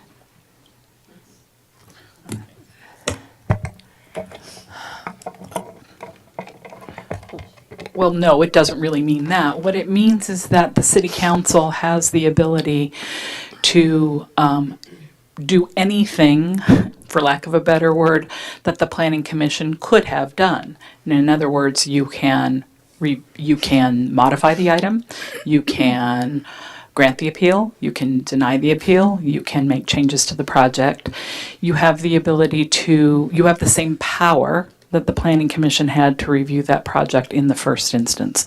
So it doesn't mean you're acting as the Planning Commission, but it does mean that you could modify what the Planning Commission did. I do want to provide a little bit of background, however, in that as much as planning and zoning law would prevent you from approving something that the Planning Commission never considered at all, meaning if suddenly in the middle of this hearing it was proposed to change it from residential to 90% commercial and 10% residential, that would have to be referred back to the Planning Commission because the Planning Commission had never considered such a project. Here, however, the process is, I think, contemplated that projects could change a bit during the hearing process. Now here we're talking about modifications to setback, not dramatic modifications, but modifications to setback. Staff had pointed out during the staff report that final design review actually isn't before this body, and the architectural details of the exterior and interior buildings still has to go back for final design review before that committee. That obviously is appealable to this body as well ultimately, but that's not something that's before you this evening. The use permit is what's before you this evening in the site design and the map, of course. To the extent that adding a couple of parking spaces, the types of changes that we're talking about are within the scope of what the Planning Commission considered, in my opinion. There isn't a requirement that you refer it back. You certainly have the power to do that, however. Thank you so much. And I do have a question for, the assumption is everybody's going to have use gas to drive. So we do have something here on our books now with respect to hybrid hookups in our buildings for hybrid and also electric vehicles. So I know that was part of Climate Action 2020. Is that correct? For new buildings? I'm sorry, that may be, I don't know that section of the code well enough off the top to cite it. We can maybe look quickly and then get back to you about that. It's not, it's not important, but we all assume we're all going to be, I've threatened my husband our next car is a hybrid, so I know how it feels. And the other thing, I started out, I guess here's what my issue is with referring to these affordable houses, affordable units, as that once it was referred to as for poor people. Our first apartment was very, very small, and I was just joyous that we could actually have something that we could have as a married couple. And you know what? We were two upperly mobile people, and we didn't stay in there but possibly a year and a half. So, I think someone mentioned here, we don't need to look at this as poor people. These are people who work here, who possibly have great jobs, but need a space and something that's fair. And I just think that's important that we change that mindset that only a poor person, I don't even know what that means. I guess we were poor because it was very cheap, the rent, and it was very, very small. We pretended it was big by jerry-rigging a plastic something to separate the dining room from the living room. And we knew we had extra space that way. But I just want everybody to sort of open up their minds to something else besides what we've assumed. Thank you. So that was just a comment. I'm sorry, it's a comment. It wasn't a question.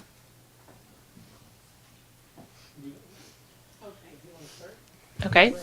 Well, I want to start with the discussion of the affordable units, and I brought up last time, now I think we've been provided with additional information from the staff about our ability to deal with the clustering of them. It's pretty clear that our code does allow us to have a say-so about whether or not they're allowed to be clustered, and that the current arrangement is a request of the developer, but it is subject to approval by this council. I don't have a problem with them building those units, but they can't all be the ones that are designated affordable.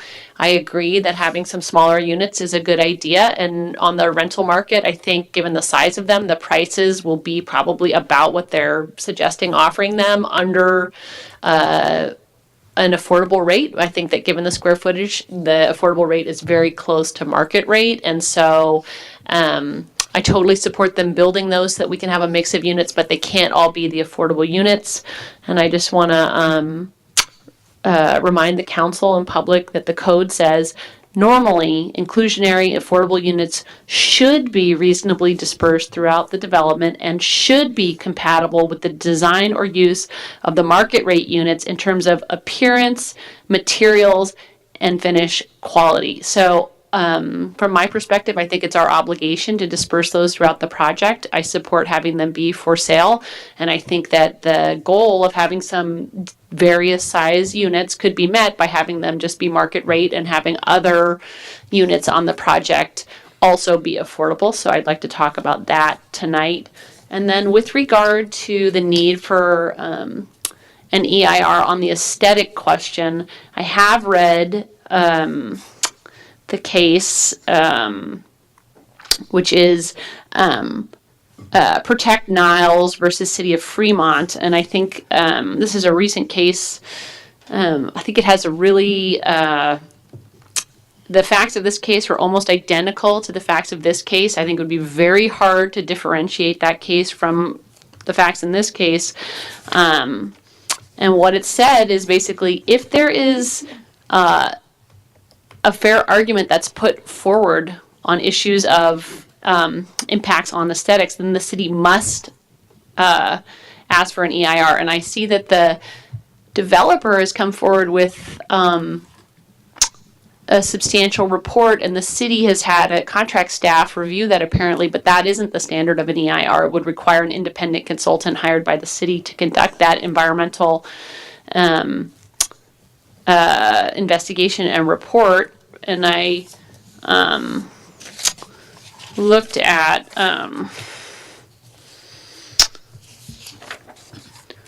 some more information specifically about that. And I think that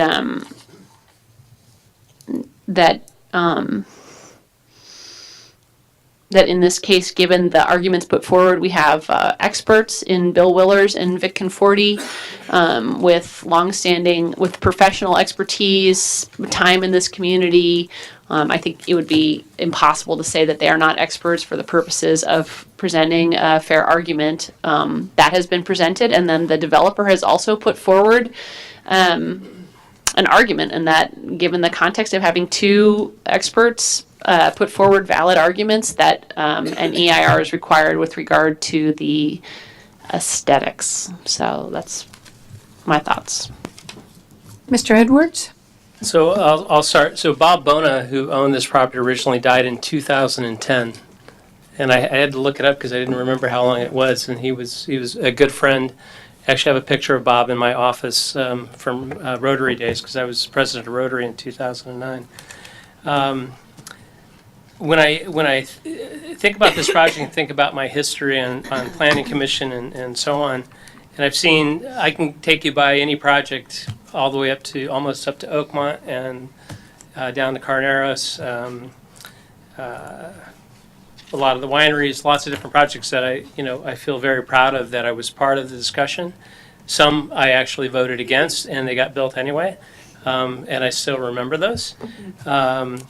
But I'm not bitter about it in any way. But when I think about the gateway to Sonoma, the gateway is actually where Broadway Market is, and the Lodge and Friedman Brothers and so on. That's where the gateway is going to be at some point. I've seen drawings. I've seen people's plans to put apartment complexes and retail and all sorts of things down there. And that's actually part of our... I've seen it and had discussions as far as the next general plan with that as well. But that is coming at some point. One of the speakers talked about when you come up from Ford's Cafe, Shelville Grill. As you come up and look at the Moose Lodge, they have a new sign, thank goodness, finally. And some of the stuff that you just see coming up, it's things have changed quite a bit, and it's not the historic look that I think we'd all love to have and wish we had. I look at this project as being that it's been 8 years, and we had the Fetters affordable housing down there that took 18 years to get done. Lori, I think she left now, but she and I had the same mentor in Ig Vela. Ig Vela was my next door neighbor, as well as we worked on the SBCAC together, and we did business together as well. But he had a lot of comments and opinions about infill, and that's what we have. We have a UGB that we have to do. We have to do infill. That's the only option that I believe we have. But then you look at the discussions about historic. When you look directly across from this project, there's a 2-story apartment building that's about one of the ugliest buildings in Sonoma. That got put in. Then we have the empty 76 station across the street that I see some stakes starting to go in the ground now. I have no idea where that project is, but there's going to be some 2-story townhomes that have been approved by the Planning Commission across there. And speaking of the Planning Commission, I don't see any reason to go back to the Planning Commission because it'll virtually every project that's been before the Planning Commission in the last, that I can remember while being on council, has been appealed. It'll just come back to us again. So it's like playing ping pong. I have no interest in that. As far as putting the affordable units together, I lived in Boston. I lived in a place called Granada Highlands, which I lived in a studio apartment. And if you really stood on your toes and looked way out, you could see the bay, but you really couldn't see anything. But it was still 400 and something square feet. It was great for me because I worked all the time, and it was a place for me to hang my hat and have a place to get some rest. I look at the Lynch building, 450 square feet. Somebody made a comment about how these developers are trying to shove something in. Looks like maybe something got shoved in before at the Lynch building, but I'm not going to make. I think those apartments are great up there. I've been to them. I've walked through that building while it was under construction, and I think they're fine. I have an intern that's coming, hopefully, to work with me in December. That he's finishing school finally. And it would be a great opportunity for somebody like him to have a place. His parents are here, thank goodness. So I don't know what he'll do, but it's the perfect opportunity for somebody who's like an intern or an apprentice to actually live in. And then I like the look of him. I think the quality look, it's just a different color on the picture. But from my discussions with the developer and what I'm seeing, and it'll have to go further down the road, but it's going to have to be built well. All of it's going to be built. Why would anybody build something that's not quality? They want it to last. And I'm actually in favor of rental. I own a property, another small property in Hawaii that my mother's lived in for 15 years, and I pay condo fees. So if somebody's going to buy it, then they're going to have to come up with the dough to do it, the down payment. Then they're going to have condo fees or association fees because everybody's going to have to contribute to that. That would be my assessment. Or I'm not sure the developer may come back and say, "Oh no, we're not going to charge condo fees to those folks." But I don't think that's going to be the case. I don't think I've ever seen it anywhere else. Just going back through my notes, the old Boys and Girls Club in Sonoma on First Street West, the little that turned into condos, those all sold for like $100,000 or I don't know, $120,000 back in the time, and that was those were cheap. I mean I wish I'd bought a couple of them, but these kinds of projects are. This is what we need. This is going to create. It's like the little Chinese puzzle you get in Chinatown where there's one number and you keep moving things around. This is an opportunity to have some inventory in this town. We're really not building anything. I mean, my understanding is that our affordable housing project is they haven't gotten their funding yet, so it's further down the road, and these long time transitions are frustrating to me. I think you have somebody here who's willing to come in and spend some money to build. I can't imagine why, under the current environment, why anybody would want to come to Sonoma and build anything because it's so difficult. But the idea of where these affordable units are, to me, they have the sunset, they have just that light that they're going to have. I think they have the best light of the whole project, as well as the commercial. I like the iteration I saw way back when, where the affordables were above. Back when it was 35 feet, I thought those were great, but This is what we have, and I'm happy with the transition and the changes, and the fact that there are family-type houses on the south side on MacArthur, with the construction that's going on at MacArthur Place. That area is going to become pretty cool. And somebody mentioned that you walk down and you hit the fence, but that's kind of what we have to do here. If you look at the Ledson projects, the little cul-de-sacs, those are all pretty tight, but they're rented and they're sold, and I don't know what the transactions are on all of them, but they're all full. I mean, this is inventory, and I think we need to have inventory in town, and I'll save further comments for later. Anyone else? David? Or We'll go ahead and. oh, I was just. I'll make All right.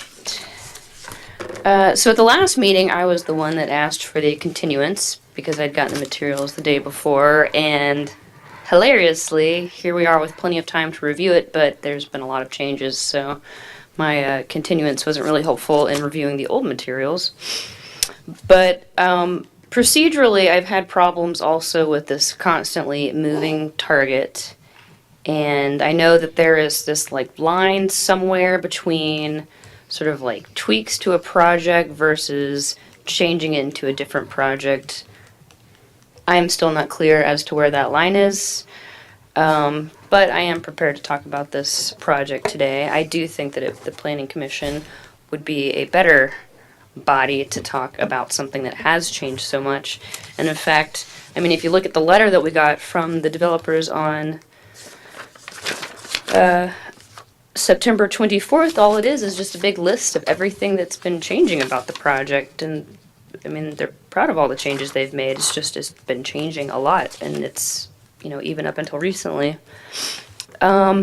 So I see, when I look at projects like this, my objective is to make sure that everyone follows the rules and that everyone's following the same rules. And in the greater context of development in Sonoma, and sometimes people do make comments about how, the last few projects that have come through have been appealed, but they've been big projects, and they've been bigger projects than we've seen in a while. But just even the landscape of development, it's changing, and it's gotten to a place where, things have to be, more precise. And when you have rules, you apply your rules. And before, even if you look at our general plan, it's, some of it's kind of written in these, kind of ideals about the city. But even that's not sufficient anymore. You have to have very specific rules. So when a city has specific rules, I think the city has to make sure everybody is following those rules. And the biggest example between the last hearing and this hearing is the fact that previously this project was 36 feet, and now we're talking about a project that is 30 feet. And the reason that we're talking about a 30-foot project is because it never got the exception that it needed to be 36 feet, so it did not follow the rules. So if nothing else, with the last project from the last hearing, there was one very good point about the appeal, and that was the fact that it could not be 36 feet. But now it's 30 feet. Listening to all of this, I think that a lot of the changes that I've seen are pretty amazing. I love the pervious pavers. It seems like we're going to be saving some trees. And, overall, I think it's, at least, I guess parts of it seem like a very beautiful project. I do find it interesting that the sort of most controversial corridor being between the two interior buildings was not included in the video. And I know that that was not a mistake to leave that out. But listening to everybody today, reading all of the materials that we've received, I don't find the environmental review to be sufficient in the areas of aesthetics and cultural resources, particularly historical resources. This was something I had asked about last time, and I still, I just think it's just not very good. And I also think that a fair argument has been made that there will be a significant impact on the environment in at least these two areas. And because that exists, it means that we have to go back and take a closer look. And I would also, especially on these two things, I would like to hear from someone who is not being paid for directly by the developer. Because at the last hearing, we kind of like asked for more information, but then the only information we got was coming from the consultants that are being directly paid for and controlled by the developer. So I didn't find that very helpful. And the last point is on the inclusionary units. And I have to preface this by saying that I don't have a problem with small apartments or small condos. And in fact, I think that we need to gravitate towards more small apartments and small condos. I lived in Manhattan. I've lived in small spaces. In a sustainable world, we will have to live closer together. And so the size of these don't bother me. What bothers me is that these are being used not because it's introducing something to the city that we don't have. It's being used as a tool because it checks the box for inclusionary, but then it doesn't actually, detract from the profits made from the project. Because if you look at the prices, even if you look for the for sale prices, they're going to range for the prices anywhere between $300 and a little over $600 a square foot to purchase them. And if to put that in context, the average price per square foot in Sonoma County right now to buy a house is where's my number? Is $405 a square foot. So these affordable apartments that will be sold, they're above average, even just based on the cost, and that is because the price isn't based on the size of the unit, it is based on how much money the person is making, which comes from a formula based on median area income. So I do think that this part of it is just trying to sort of get by with doing as little as possible.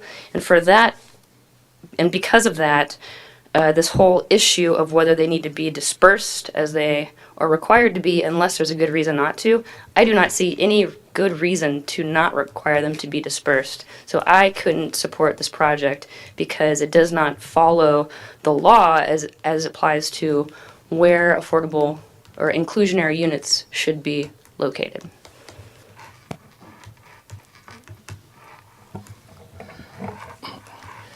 Well, I'll start off by saying that if I had this over, I think we should have closed the public hearing, but we extended it, and I apologize to the developer, I apologize to the appellant, and mostly apologize to the city of Sonoma. We are the city council. We are the end of the road when it comes to things like that. I think the culture in Sonoma is changing. I've been on the council for 6 years, starting to see more appeals. I spoke with the city manager this morning, or this afternoon.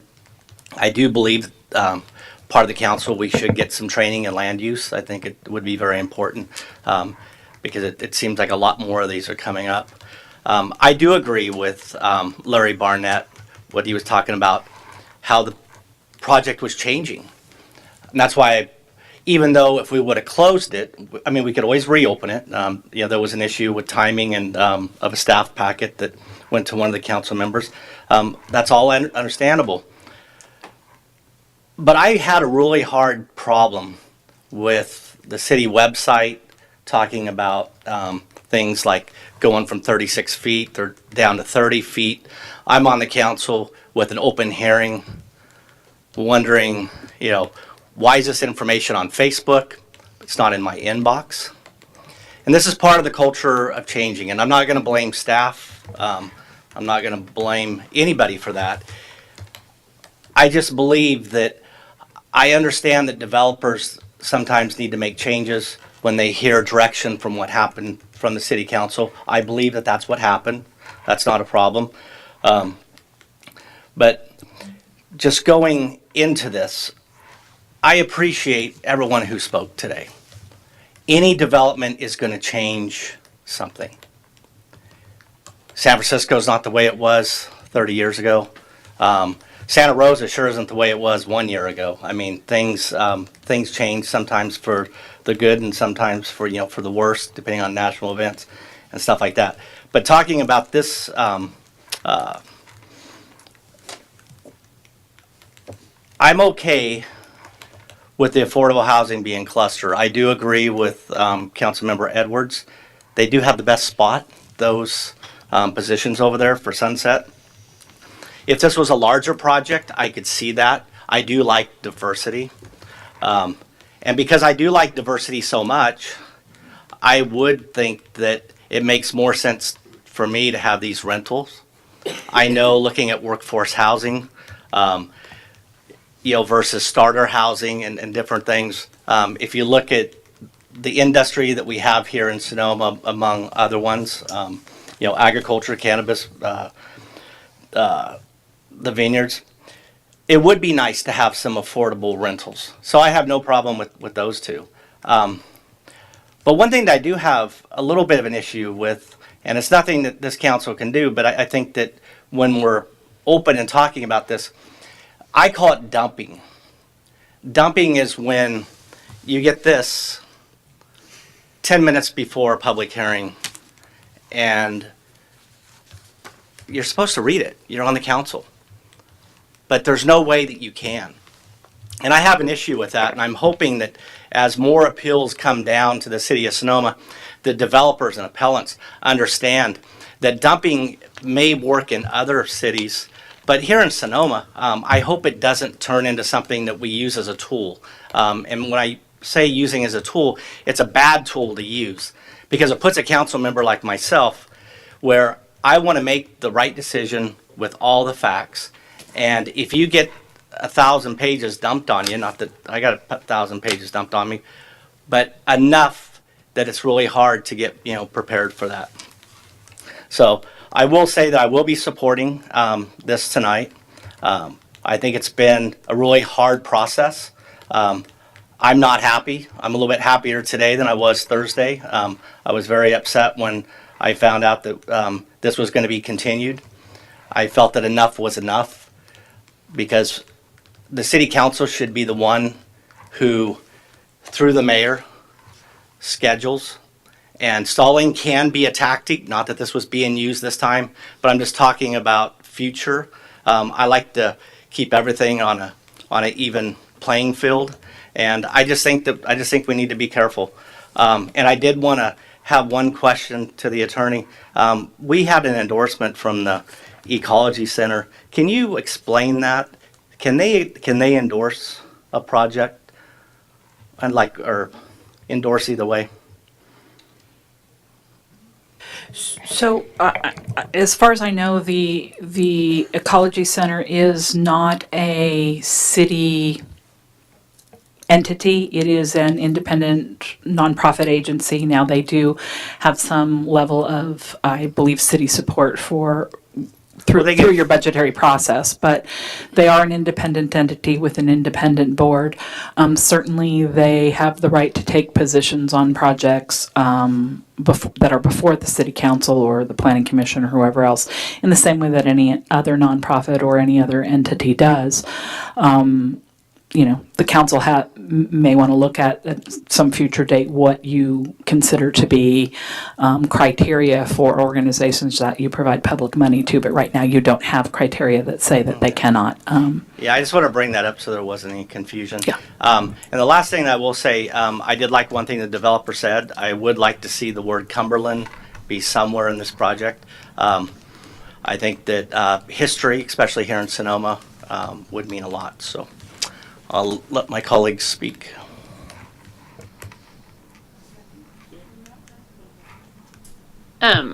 This is a question for the city attorney, and I'm looking again at this case, the Niles case, and the court concluded, says, as discussed above, the threshold for requiring a EIR is low, and only a quote-unquote fair argument based on substantial evidence that a project may have significant environmental impacts must be presented to require an EIR. Therefore, it is common that a project similar to the project presented in this case will require an EIR. And if you've read the case, you know that the facts in this case are, it could be about this project. They're so on point, I would challenge any attorney to differentiate on the facts. So can you just go over with us, basically, if we have people that are experts on both sides, which a member of the public who has the experience of an architect with substantial planning commissioner, substantial experience, and they have presented evidence of a significant environmental impact, including the video that was shown at the first hearing. What is your opinion about the threshold with regard to requiring an EIR? Well, two things. I don't know that I think it's appropriate for me to substitute my judgment for yours, because the question of whether or not a fair argument has been presented to you is a question for the City Council to evaluate and make a determination on. Having said that, I will agree that the fair argument standard is an extremely low standard under CEQA. It tends to be, unfortunately, somewhat unpredictable in its outcomes. So I will say many times there's a case such as the Niles case, where the fair argument standard has been applied and the court has made a determination that a fair argument was reached by the evidence that was presented in the record. We've had other situations where similar, or I'm not going to say the same, but other similar facts have been presented where the court has not made a determination that a fair argument has been presented before the court. So do I think it can be a toss-up in many situations? I think it kind of can. It is a very low burden of proof, however, I do agree with that. And the question of whether or not evidence that is before you is substantial evidence is one of the things that the council does need to consider in reaching your conclusion. So whether the information presented either by the appellants or the applicant rises to the standard of substantial evidence, facts, reasonable assumption predicated on facts, is a question that the council has to weigh that evidence and make that determination. But this case is from August of 2018, right? It is a very, very recent case, and in fact, it may be the most recent case on this subject. I haven't researched beyond that case to make that determination, but I did in my research preceding this, it being submitted by the appellants this evening, did actually come across myself that very recent case. So I want to ask a question. I think I've heard from Councilmember Hundley and also Councilmember Cook about information going out, and we really didn't have any we didn't feel that we were involved in that information. So is that what I'm hearing? And is that My point was that so there was like this second chance to beef up the environmental review to make it something that was sufficient, and I had put out some questions the last time, but based on all the things that I've received now, I find the results to be insufficient, and so I think that it needs to have a deeper dive into an environmental review, or a deeper environmental review on certain subjects. Thank you. And Councilmember Well, Edwards? for me, the project looks so familiar based on the last time we saw it. And I've sat through hundreds of planning meetings, planning commission meetings, etc. But also I look at going back to Vice Mayor Harrington's question about the Niles case. I'm glad we don't have to live down in Fremont, number one. But the part of being fair and being expert on it, we also have one of the appellants that actually was paid to design a project on this very piece of property. And I don't know if that's the same case in Fremont, where an architect didn't get the job, or didn't get the project, or designed a project and backed away from it, or decided not to. But I think we might have an issue at that point. And then also with what we discussed earlier about the size of houses, where one of the appellants actually designed the smaller units at the Lynch building, et cetera, et cetera. So it's just something to think about with that discussion. I think in an intimate community, the track record of local architects is well known, and that probably in any matter where you consider evidence the credibility of the person presenting it is something that people are aware of. I'm not saying the credibility. What I'm saying is that the what you have is I could probably bring you another half dozen architects in town that have just as much experience that would differ with the opinions, because I've worked with just about all of them. But I think that's the fair argument question. When you have people who are experts in a field and they don't agree that we can't rely on either expert, we can't rely on the people paid by the developer or the appellants to decide this for us, that we need a neutral, independent evaluation. And I agree with you that very informed people might have expert opinions that disagree with each other, and that is why we need an independent expert to inform us neutrally, without the biases of either party, about the effects now that they have been raised by people who have expertise in that field. I agree with you. And going back to the fact that our city manager has asked us to figure out how, and we've been talking as a group, how we can start putting these fees back on developers. So the developers are the ones that are going to be paying. An appellant pays $400 and they can stop any multi-million-dollar project anytime they want. So, and here we are, we're having discussions ongoing for the last couple of months about how we're going to make developers pay to do this. So how, and these professionals, whether it be an attorney, an architect, or who knows what, they have to be neutral. They have to prove their profession, otherwise nobody's going to hire them. So traffic consultants, etc. I'm done. Well, the issue of impact fees, which we haven't actually passed yet, is a separate issue, but that could be true as well as the principle of following our own laws. So that is what it is today.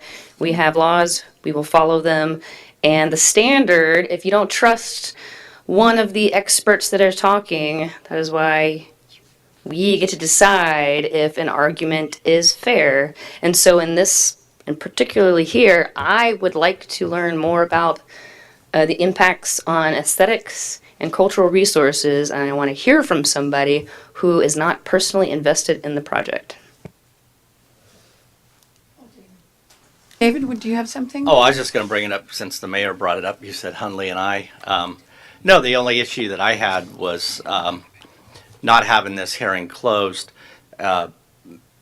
made city staff where I felt that they had to try to make decisions, and that's why this almost got canceled for tonight. So that's kind of specific to this. And, I felt bad for city staff because I hate to be the council member who is calling up saying, why are we canceling? At least let's hear it and see, on its merits. Because when does enough information become enough? I mean, we could drag public hearings on for 10, 20 years as things keep coming up. So a decision has to be made.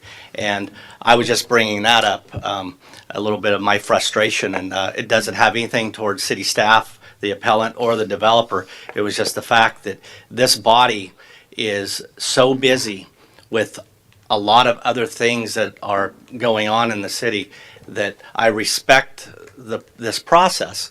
But I think that we do need to take a look at this process and see, how we can make it fair on both sides. Well, all three sides, including the city of Sonoma. And I think, unfortunately, thank you, Sonoma Index Tribune. My picture, thank you so much. It showed my frustration. I should get an Academy Award for that. I am so frustrated by this, because, and I know everyone is here for their own reasons. So here's what I understand, and you can certainly correct me. We have three choices, right? Deny the appeal, uphold the appeal, and deny the project. If I took my notes. 3, uphold the appeal and return the project to the Planning Commission. I think that's what I wrote down. Oh my God, I think I got that. I'm sure. The choices are laid out on page 22 of the staff report. Also, just to review. Okay. But can I just clarify with the staff? We're actually doing two things tonight. Number one, previously these items were separated, but in this case now they're together. First, you have to improve the environmental document. So first question is the environmental document sufficient? if you approve the environmental document, then you could approve the project. Or if you deny the project, you don't have to deal with the So environmental bill. they are wrong? So but the first question we must answer is, do we approve the environmental document? That's my understanding. Is that correct? That is correct. Written down, I guess it wasn't part of my instructions, but thank you. So you know what? All I know is whatever we do, it's going to be appealed. I just feel that. I'm, you know, I don't even know why we even do this exercise. So, and I'm frustrated again. But you know, whatever the council, I will yield to council members. And Well, let me ask you this, Mayor. Two of us have said that we feel a fair argument has been put forward. I feel very certain after reading this case that it is actually our obligation to request an environmental impact report on the issues that Councilmember Hundley has requested. And I would hope that, given that we want additional information on the environment, that you would be able to support that. you repeat if you're able to. Well, the areas I identified, aesthetics, cultural resources, particularly historical resources, and then to a lesser extent, land use and planning, also transportation / traffic, but the first two being the most. And I could make a motion if that's appropriate. Mr. Edwards? Well, I think we've just had the people here addressing all those issues, and we've studied this. We've had our binders. We're talking about a difference of 5 feet on this project, and I'm prepared to make a motion to deny the appeal. Well, the difference being that the people that we have heard from today and these reports that we have been received have all been coming from the developer, and I would like to hear on these very important topics from someone who is not financially connected to the property and the project. Well, I'm looking at people right here at this staff that have been guiding us along with this, so that's... No, that's and not I true. think they're pretty Because independent. no, because the information that I asked for at the last meeting, we did not get this information from staff. We got reports from the developer's consultant, so that's not the same thing. And it's not even, all this is saying is that some of these things are so significant that I want to be sure about it. And this whole process, I know it's frustrating, but it is our job. And it's also our job to get it correct. And I don't feel rushed into doing this. 7 meetings, maybe that sounds like a lot, but it is more important to do these things correctly than to rush through it. Just to that point. Oh, I'm sorry, David? Oh, Oh, I was just going to put a second on the motion. there was no motion. No motion yet.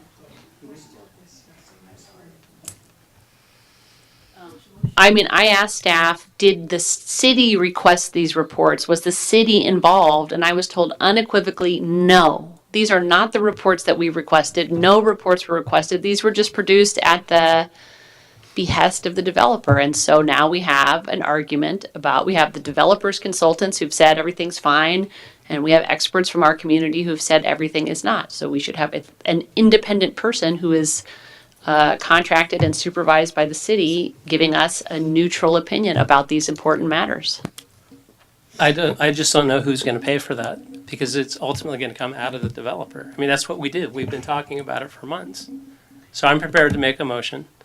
I think we're going to kick the can further down the road. We're going to deny the opportunity for additional affordable housing in town and additional housing stock. So if that's what this council wants to do, that's great, but it's consistent. Is there a second? Second.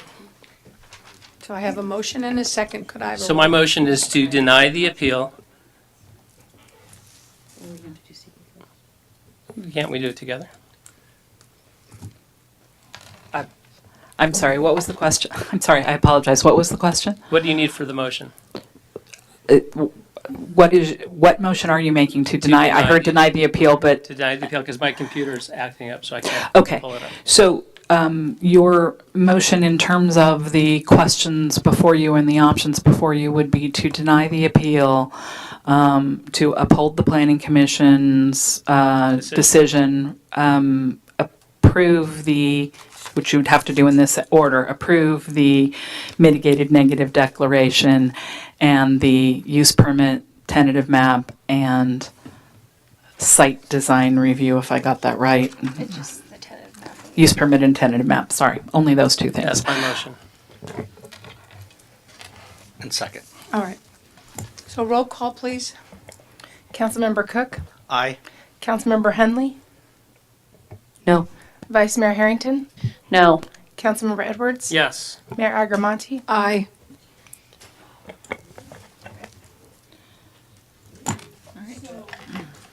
So, with that, council, that we would, staff will bring back a resolutions memorializing your decision for adoption at a subsequent meeting, because you will have to adopt a resolution to do that. So we'll take that as staff direction, and we will bring that back, and the council will be faced with voting on those at a subsequent meeting.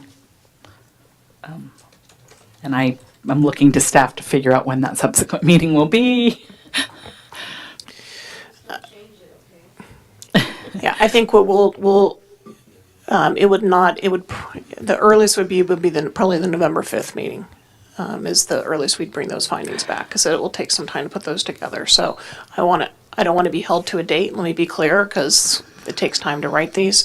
It would not be the October 22nd date, and we'll look to see when we could bring those back. Say not October 20. Okay, all right. Okay.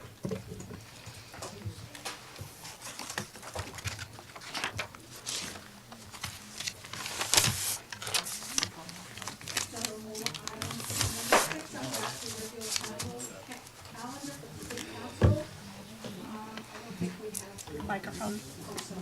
Back to number 6, regular calendar, City Council. Matters requiring discussion and/or action by the City Council. None. And 7, council members' reports and comments. Does anyone have a report? And does the city manager have a report? No. We're going into closed session, I understand. Somebody needs to announce the closed. Yes, let's go ahead. So there are 2 closed session items, and Mayor, we want to have public comment. The first is a conference with legal counsel on existing litigation pursuant to Government Code 54956.9. This is the Carla et al. Versus City of Sonoma and Sonoma City Council. The second closed session is conference with legal counsel, anticipated litigation, significant exposure to litigation pursuant to California Government Code Section 54956.9 D2. One case. So what are we doing? We're going into closed. So Mayor Agramonte, if you want to announce public comment on those 2 closed sessions. Oh, all right. Is there any public comment on us going into closed session for those 2 issues? Having nothing to do with what we've just discussed, just going into our closed session if you have anything you'd like to mention or appeal. Apparently not. Okay. I have like a bunch of